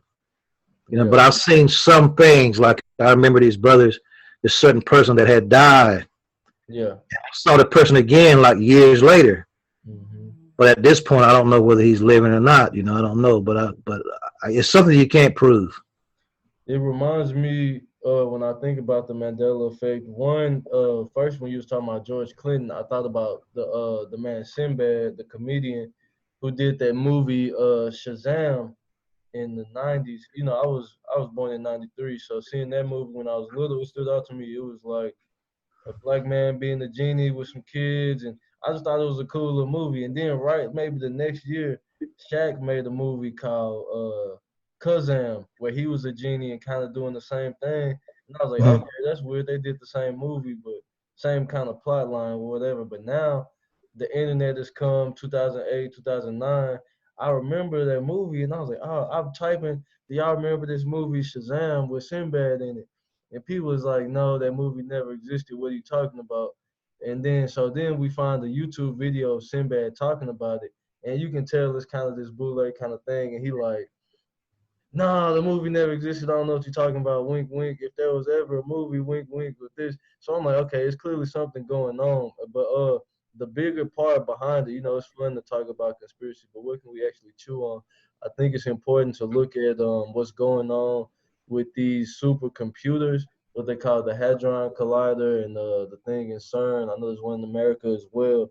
But it was around that time when they started to publish their research that this Mandela effect, I've seen people connect it. It started to I don't know if I wouldn't say that there's actually, I don't know the intention behind it or if the power is even real to collapse dimensions and have timelines overlap to the point where some of the details in our old timeline, like let's say we remember this person being alive or dying this day, or this particular cartoon publication having this certain look to it, to where when the hadron collider is in effect, you know, that the time space continuum is being altered, that we start to notice glitches in the matrix, as we could say, or maybe you looking at the street, you see the same person walk by. It's like, Yeah, wait, yeah, I just see you walk that way. You didn't walk this way. yeah, yeah.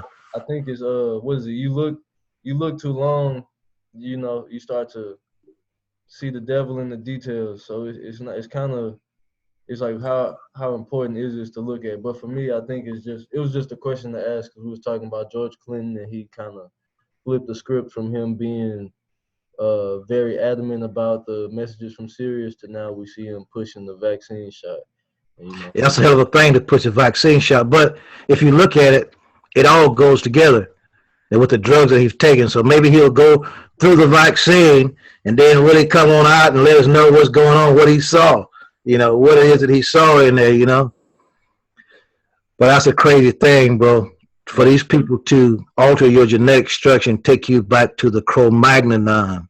So putting their beginnings in you. That's dumbing you down, taking you from the God state and taking you back. So in other words, they're actually jealous of us, jealous of God, and they're going to try to play God. So if Trump did not become the president, something will happen something that's needed to happen will happen. Extraterrestrial intervention, and it won't be the intervention that they think is going to happen. Babylon will fall totally, crumble. I saw something. I think what they may try to do in this case is to make this united world government in the face of a looming intergalactic threat, and do this kind of world currency thing in one state. And I think who was it? Ronald Reagan went to the United Nations and said, you know, all we need is a alien invasion, and that'll unite the people of the world. It kind of what JFK was talking about, where he was saying there's this shadow government that's looking to take over unilaterally. And I think That's what Trump was trying to stop, you know. That's why I was behind him, because he was trying to stop that. I mean, these people can't play God. I mean, look at this. This whole alien thing, man. I mean, it's not real. It's like looking at a cartoon. So you can tell they think people are really stupid. They're gonna send you a $600 stimulus check. They're gonna tease you about it. They give you $1,200 in the beginning. Then they tease you and they say, well, if we give them this $600, they're going to take the shot.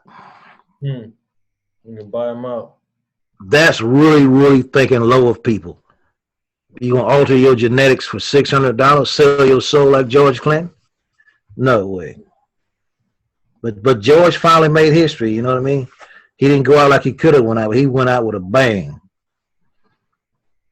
Well, it's important to realize that in the published information about the virus, about the vaccine, is that it was this MRC5, Merck 5. It has the cells of an aborted Caucasian male fetus, and you know that's very clear. You know what the intention is to bring us back to this Cro-Magnon era. Yeah, bro, that's crazy. That's crazy though. Yeah. I mean, look, hey, bro, that's not gonna happen. I'm just gonna say it like this. Cut and dry. That's not going to happen. Some people will be foolish. You know, the Bible talks about these things. You know, okay, I'm going to let the devil test you. It's up to you to do what you know you're supposed to do. Right. If you with me, you don't take the shot. But if you with the Babylon, the devil, synagogue would say you take the shot. And I think it's very much so. It's just a game of fear. You know, it's like how afraid are you going to be, even if you are into the astral traveling and so forth. Some people may have done that, but you go into it and it's dark, and it's like, how afraid are you? And if to the point where you get scared and you drop your package, but that's like at the haunted house. You know, you're going through the haunted house, they running with the chainsaws and they in your face.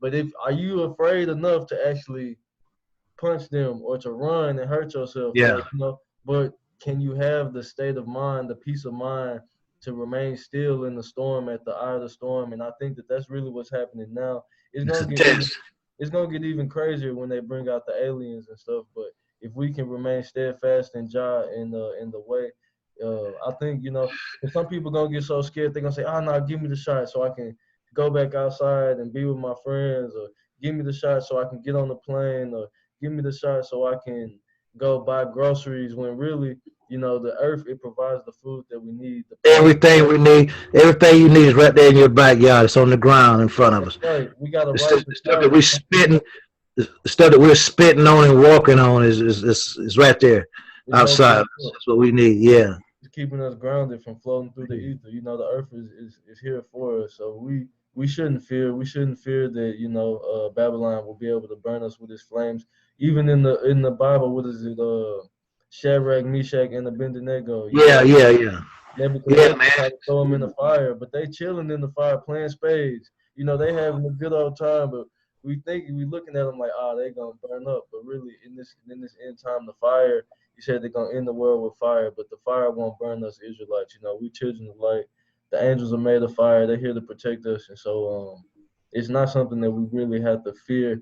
But if we give our mind to interfere, because our minds create the reality in which we live. So if they can pump fear into us, then they can survive a little bit longer on this. But I'm not. That's it, bro. That's it. See, I already know if I see something like that little gray right there, I already know that sucker is out of his element. So it's best for him to stay away from me because I'm gonna behead him. Easy. I mean, just right off the bat, he's not gonna come towards me because he know I'm gonna do him bodily harm. Now, let's see. It was this woman that they found on the moon. Yeah, I remember that. Yeah. I don't know whether that's true or not. Yeah. But I know that the Mars is a place where the Mars is the stop off point. Mars is the first place you hit when you leave the planet, and when you come into Earth, like Mars is a way station.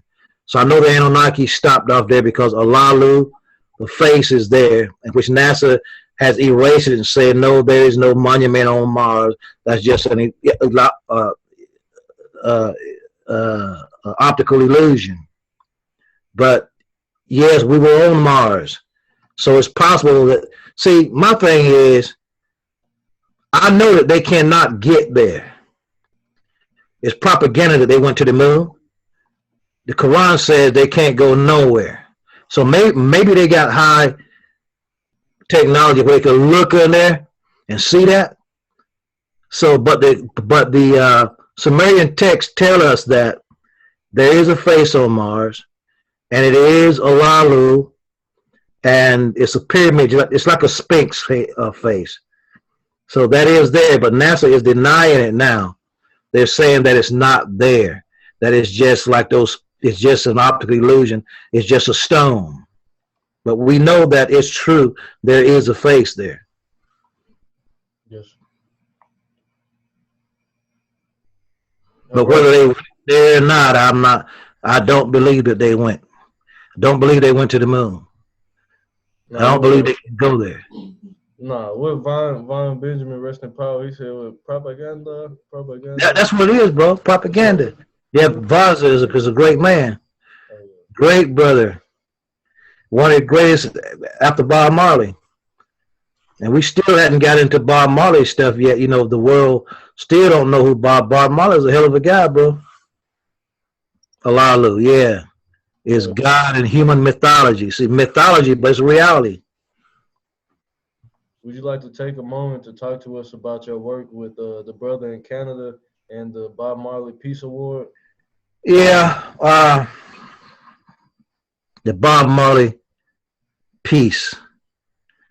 It's an opportunity to, we're actually defining our people. We're defining our culture. So, you got like the Rothschilds Award or whatever award, just the name I'm using. But so we founded the Bob Marley. I'm a chief advisor of that group, was chosen chief advisor of that group. And we have the Bob Marley Peace Prize. The Nobel got a prize, and they give the Nobel Prize. Satan's got this prize called Nobel Prize. So we have this prize we call the Bob Marley Peace Prize because Bob Marley's essence was about peace, unity. So our first recipient of that prize, we intend, is our desire to give that to Julian Assange. And the reason that we chose Julian Assange is because he's a highly profile person. We know that we have Mumia out there. We got Leonard Peltier. We got a lot of brothers that move 9. We got a lot of people that's in prison. Yes, But Julian is a high profile person that's in the news right now. So we're going to do that first. But as we do that, we're still lifting up a black man first, Bob Marley, which is the spirit, the natural mystic that's in the air currently. He's the most powerful force in life today, Bob Marley. So we'll give it to Julian first, and we're planning certain platforms to do that. So basically, this is Brother Aaron Day out of Canada. He believed in the Rastafari. He believed in the Ark of the Covenant. He believed that the black man is the only beings, the Rastafari is the only beings able to touch the so-called literal Ark. So I'm trying to cause out that he see things somewhat as I do, and it's come along pretty good so far. So good. Aaron Day, he's a founder of an offshore investment guide, investment firm. So he's well tied into certain things that a lot of people would be interested in for bettering their lives. So we're presenting the Bob Marley Peace Prize, which I think is a great thing. You know, I've been out here for quite a while, you know, with the Master Blaster jamming. So this fellow, Aaron Day, comes along and says, okay, that sounds good to me. You know, let me know a little bit more about it. So I, you know, give him orientation so he sees it. So if a black man comes along and he see it, I'll be happy, but I hadn't found one yet. Yeah. I mean, on that level, on this level. And there's a lot of people that want to do, but they don't have the wherewithal to do. So that's just the way it is. As long as I'm doing the directing, it's cool. Yeah, you know, I think y'all got a powerful thing going on. It's good to see y'all doing work, and you know, you got somebody in me that's watching. So you know, I'm grateful.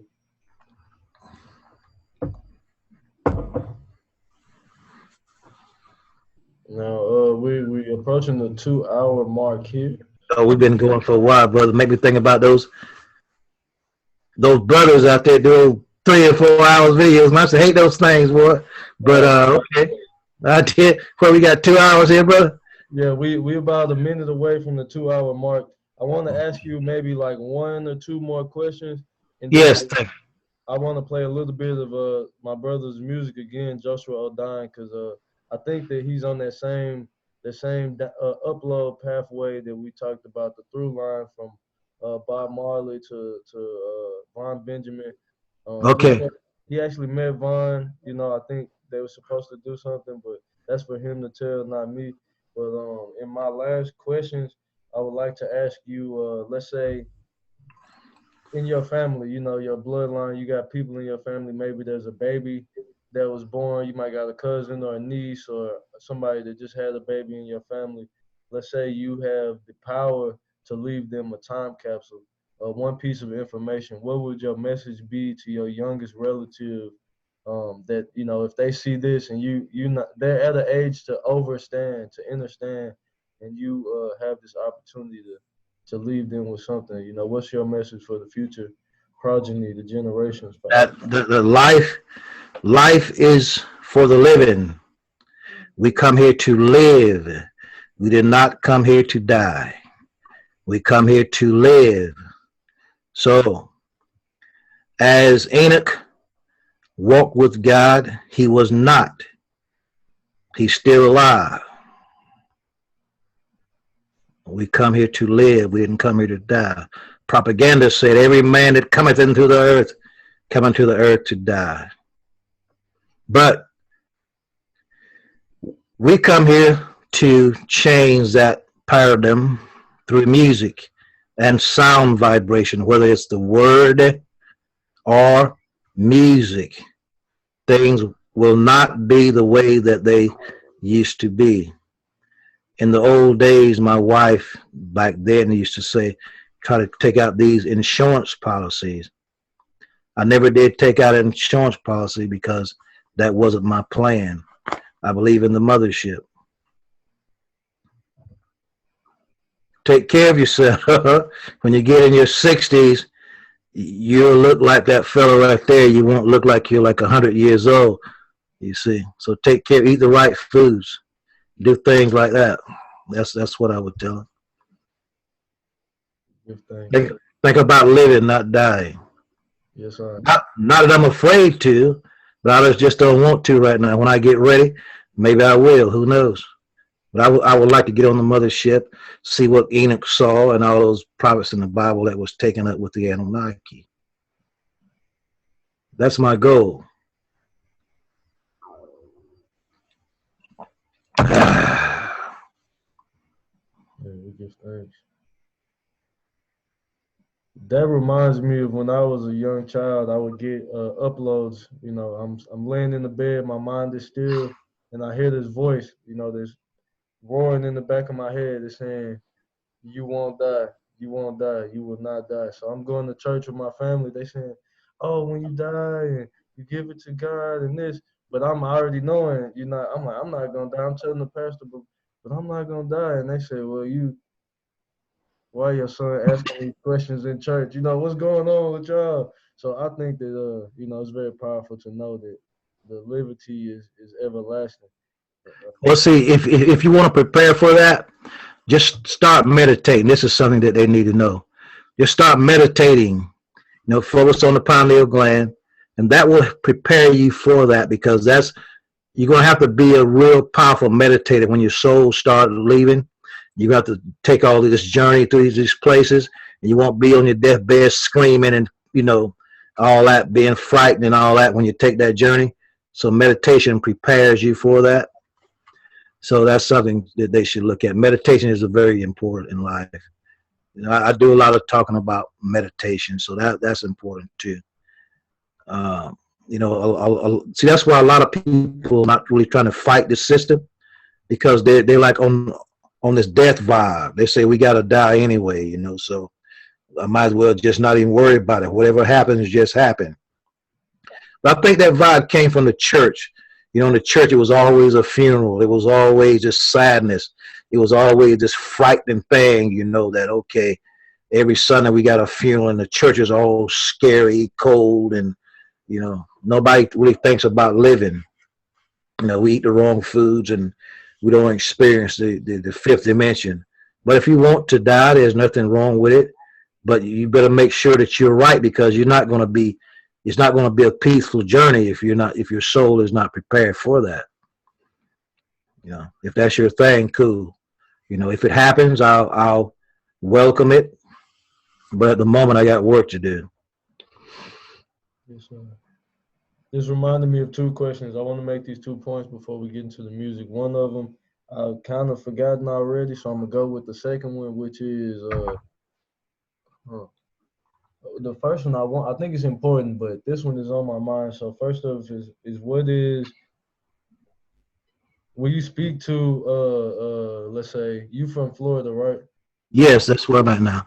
Yeah, and I'm from Tennessee. I think it's important, this message of the Rastafari for us, especially Southern melanin wealthy men and women. So will you speak to the importance, not even just the importance, but the connections between Rastafari and us, family here in Southern states, especially in America in general? I know that His Majesty, he spoke that us melanin wealthy Americans need to be, you know, leading this charge.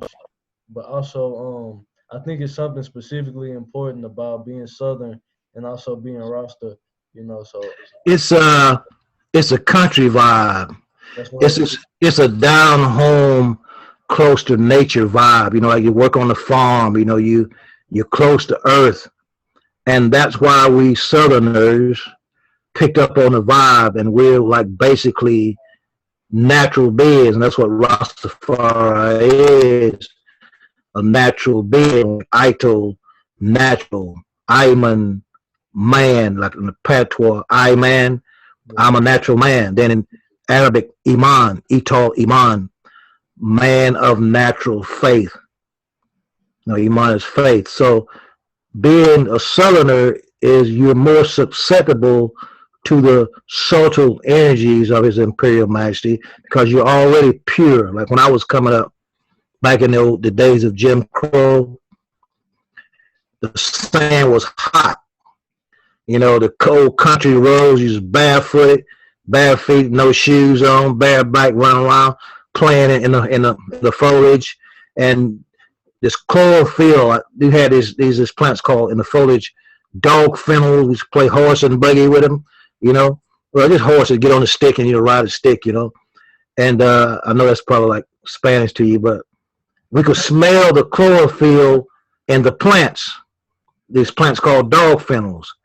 And at night, hot, sultry summer nights, and we live in this place they call them quarters. And the women down the street, down the road there, you could smell them at night because the breeze would come by and you could smell that chlorophyll. And that's the origin of funk. Mm. You know, and they say, George comes and give me some of that, the old song, give me some of that funky stuff.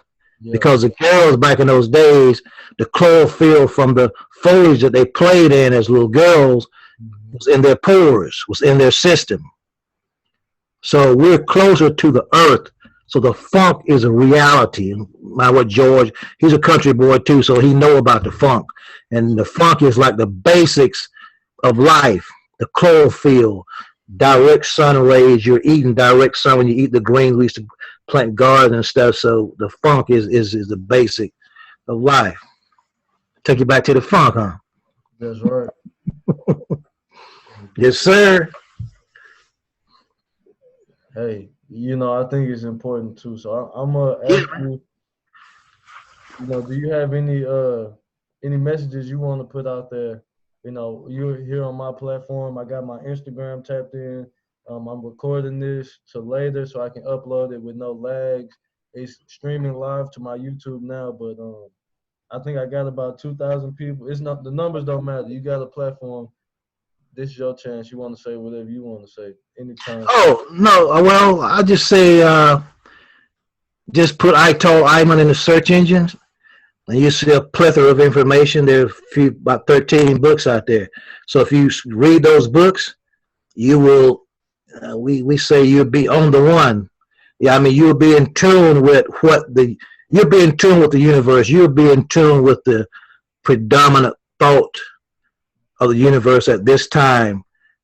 You will know what you need to know. And what I'm saying is that it will be placed in a certain order. Right information, place right information. Because there's a certain thing that's taking place right now. And we should be in tune with what's happening.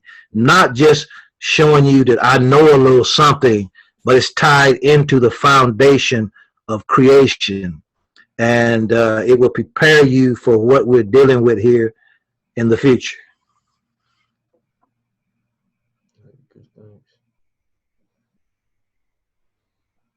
Yeah, so I look forward to talking to you again in the future. Yeah, man. Anytime.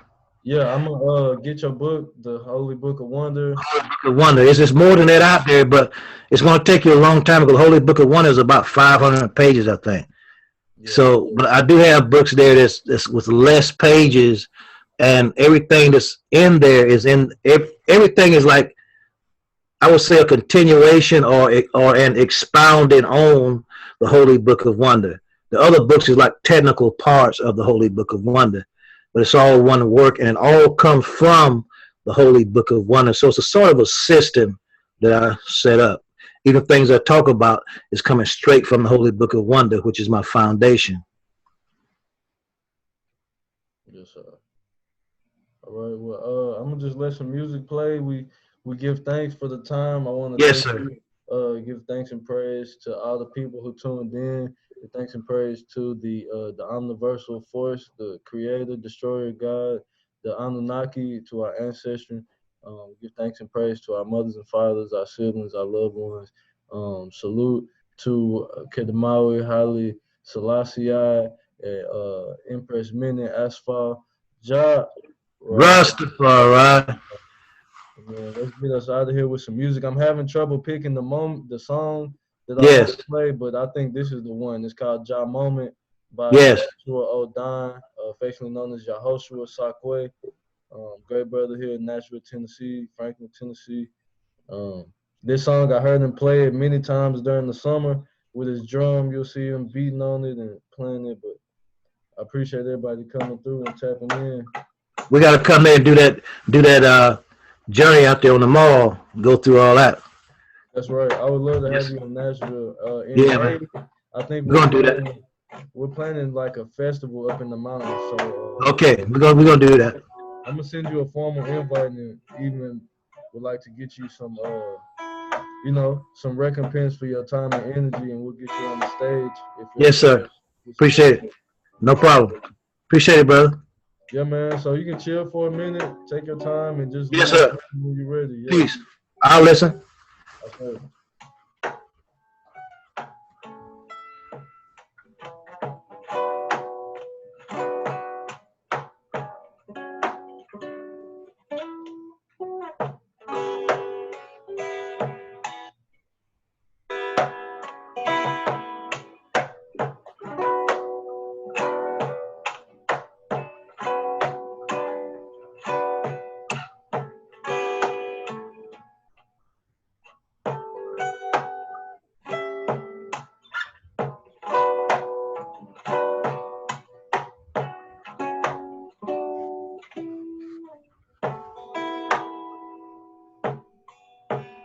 This is the first time today I've spoke.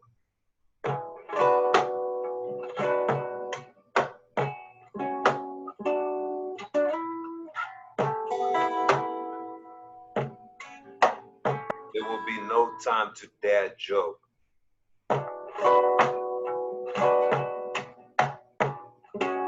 The dead have woke.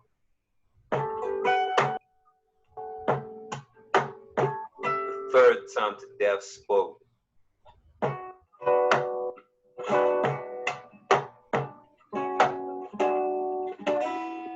I walk, shalom, kibur lahal, tanagrale.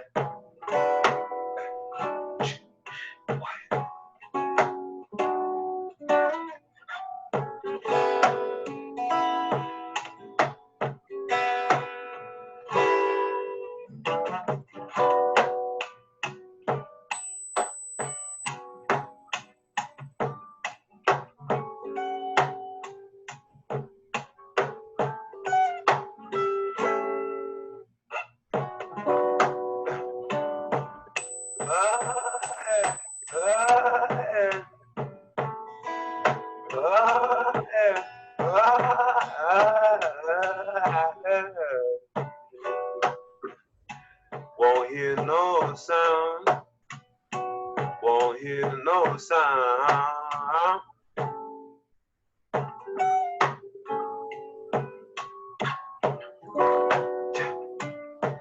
It's the moment only.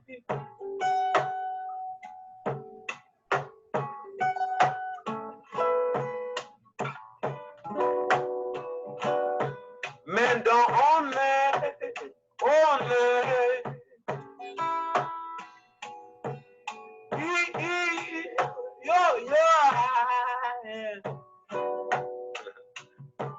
It's the moment clearly.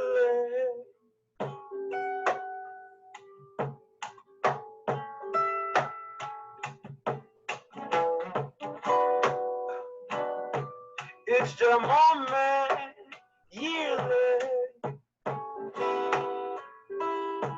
But you know that one biggie boy. It's the moment nearly.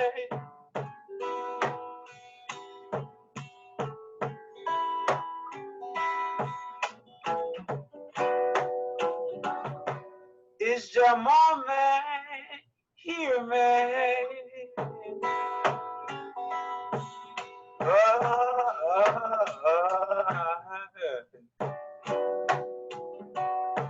If you know here, I hear the most. King Rastafari said spirit of fella all night.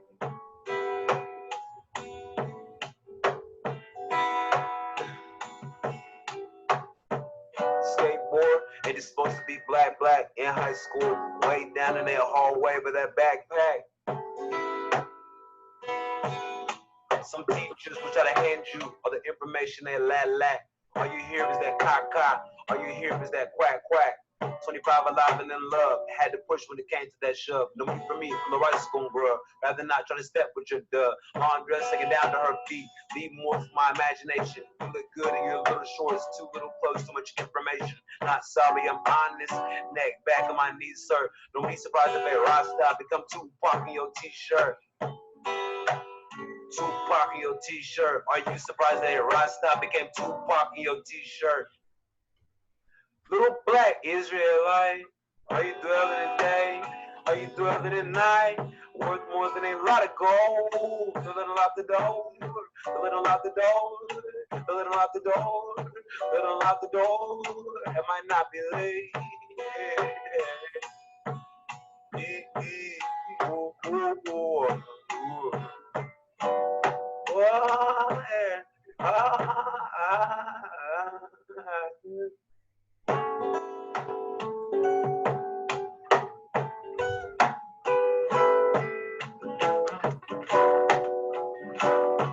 It's your moment only.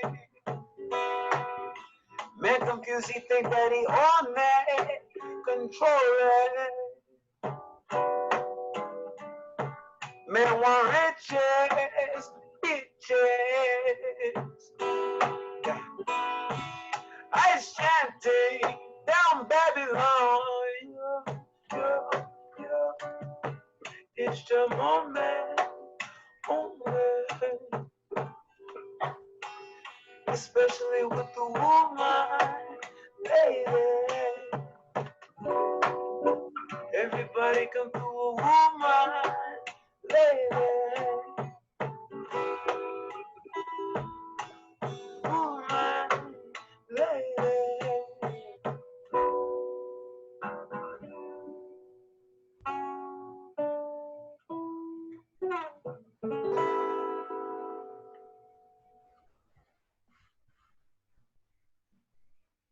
Good job. Yes, I enjoy it, brother. Good things, brother. Like you to enjoy your Friday. I appreciate Yes, I. your time. I look Thank you, forward brother. to speaking with you again. Yeah, man. I have your number. You have mine. So, Yes. please send me Thank you. I'll do the No same. problem. We'll keep in touch. Yes, sir. Yes, I. Peace, brother.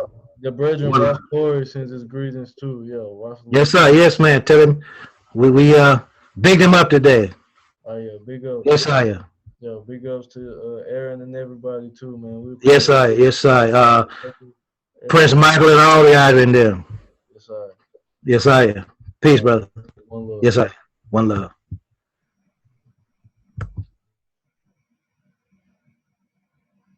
All right. Hey, give thanks. YouTube. First interview, first Zoom interview, second interview done. Instagram, appreciate y'all. We're gonna keep doing more of these. This is Jubilee TV, episode 2. Episode 1 features Baba Kwame Lillard. Actually, this is episode 3. Episode 2 features Ras Cory. Episode 3 with Ital Iman I. So we give thanks and praise to my lovely fiance, Rachell, giving me the vibes, keeping me strong. Hey, everybody, thank y'all for tapping in. This vibe will be available. I'm going to upload it, probably send it out to Brethren and do some edits. But I appreciate everybody tapping in. If you want to find Ital Iman I, you can find his link in the description box below. I'm also going to link Brother Joshua's YouTube and SoundCloud down below, as well as Ital Iman's Amazon page. You can purchase some of his books. I'm going to link Prince Michael, Also gonna link Aaron Day and the Bob Marley Peace Prize. And we had some questions. Honestly, I didn't have this set up to where y'all could ask questions. So sorry about that, but in the future that'll be a thing. I appreciate everybody for tapping in. Ja Rastafari.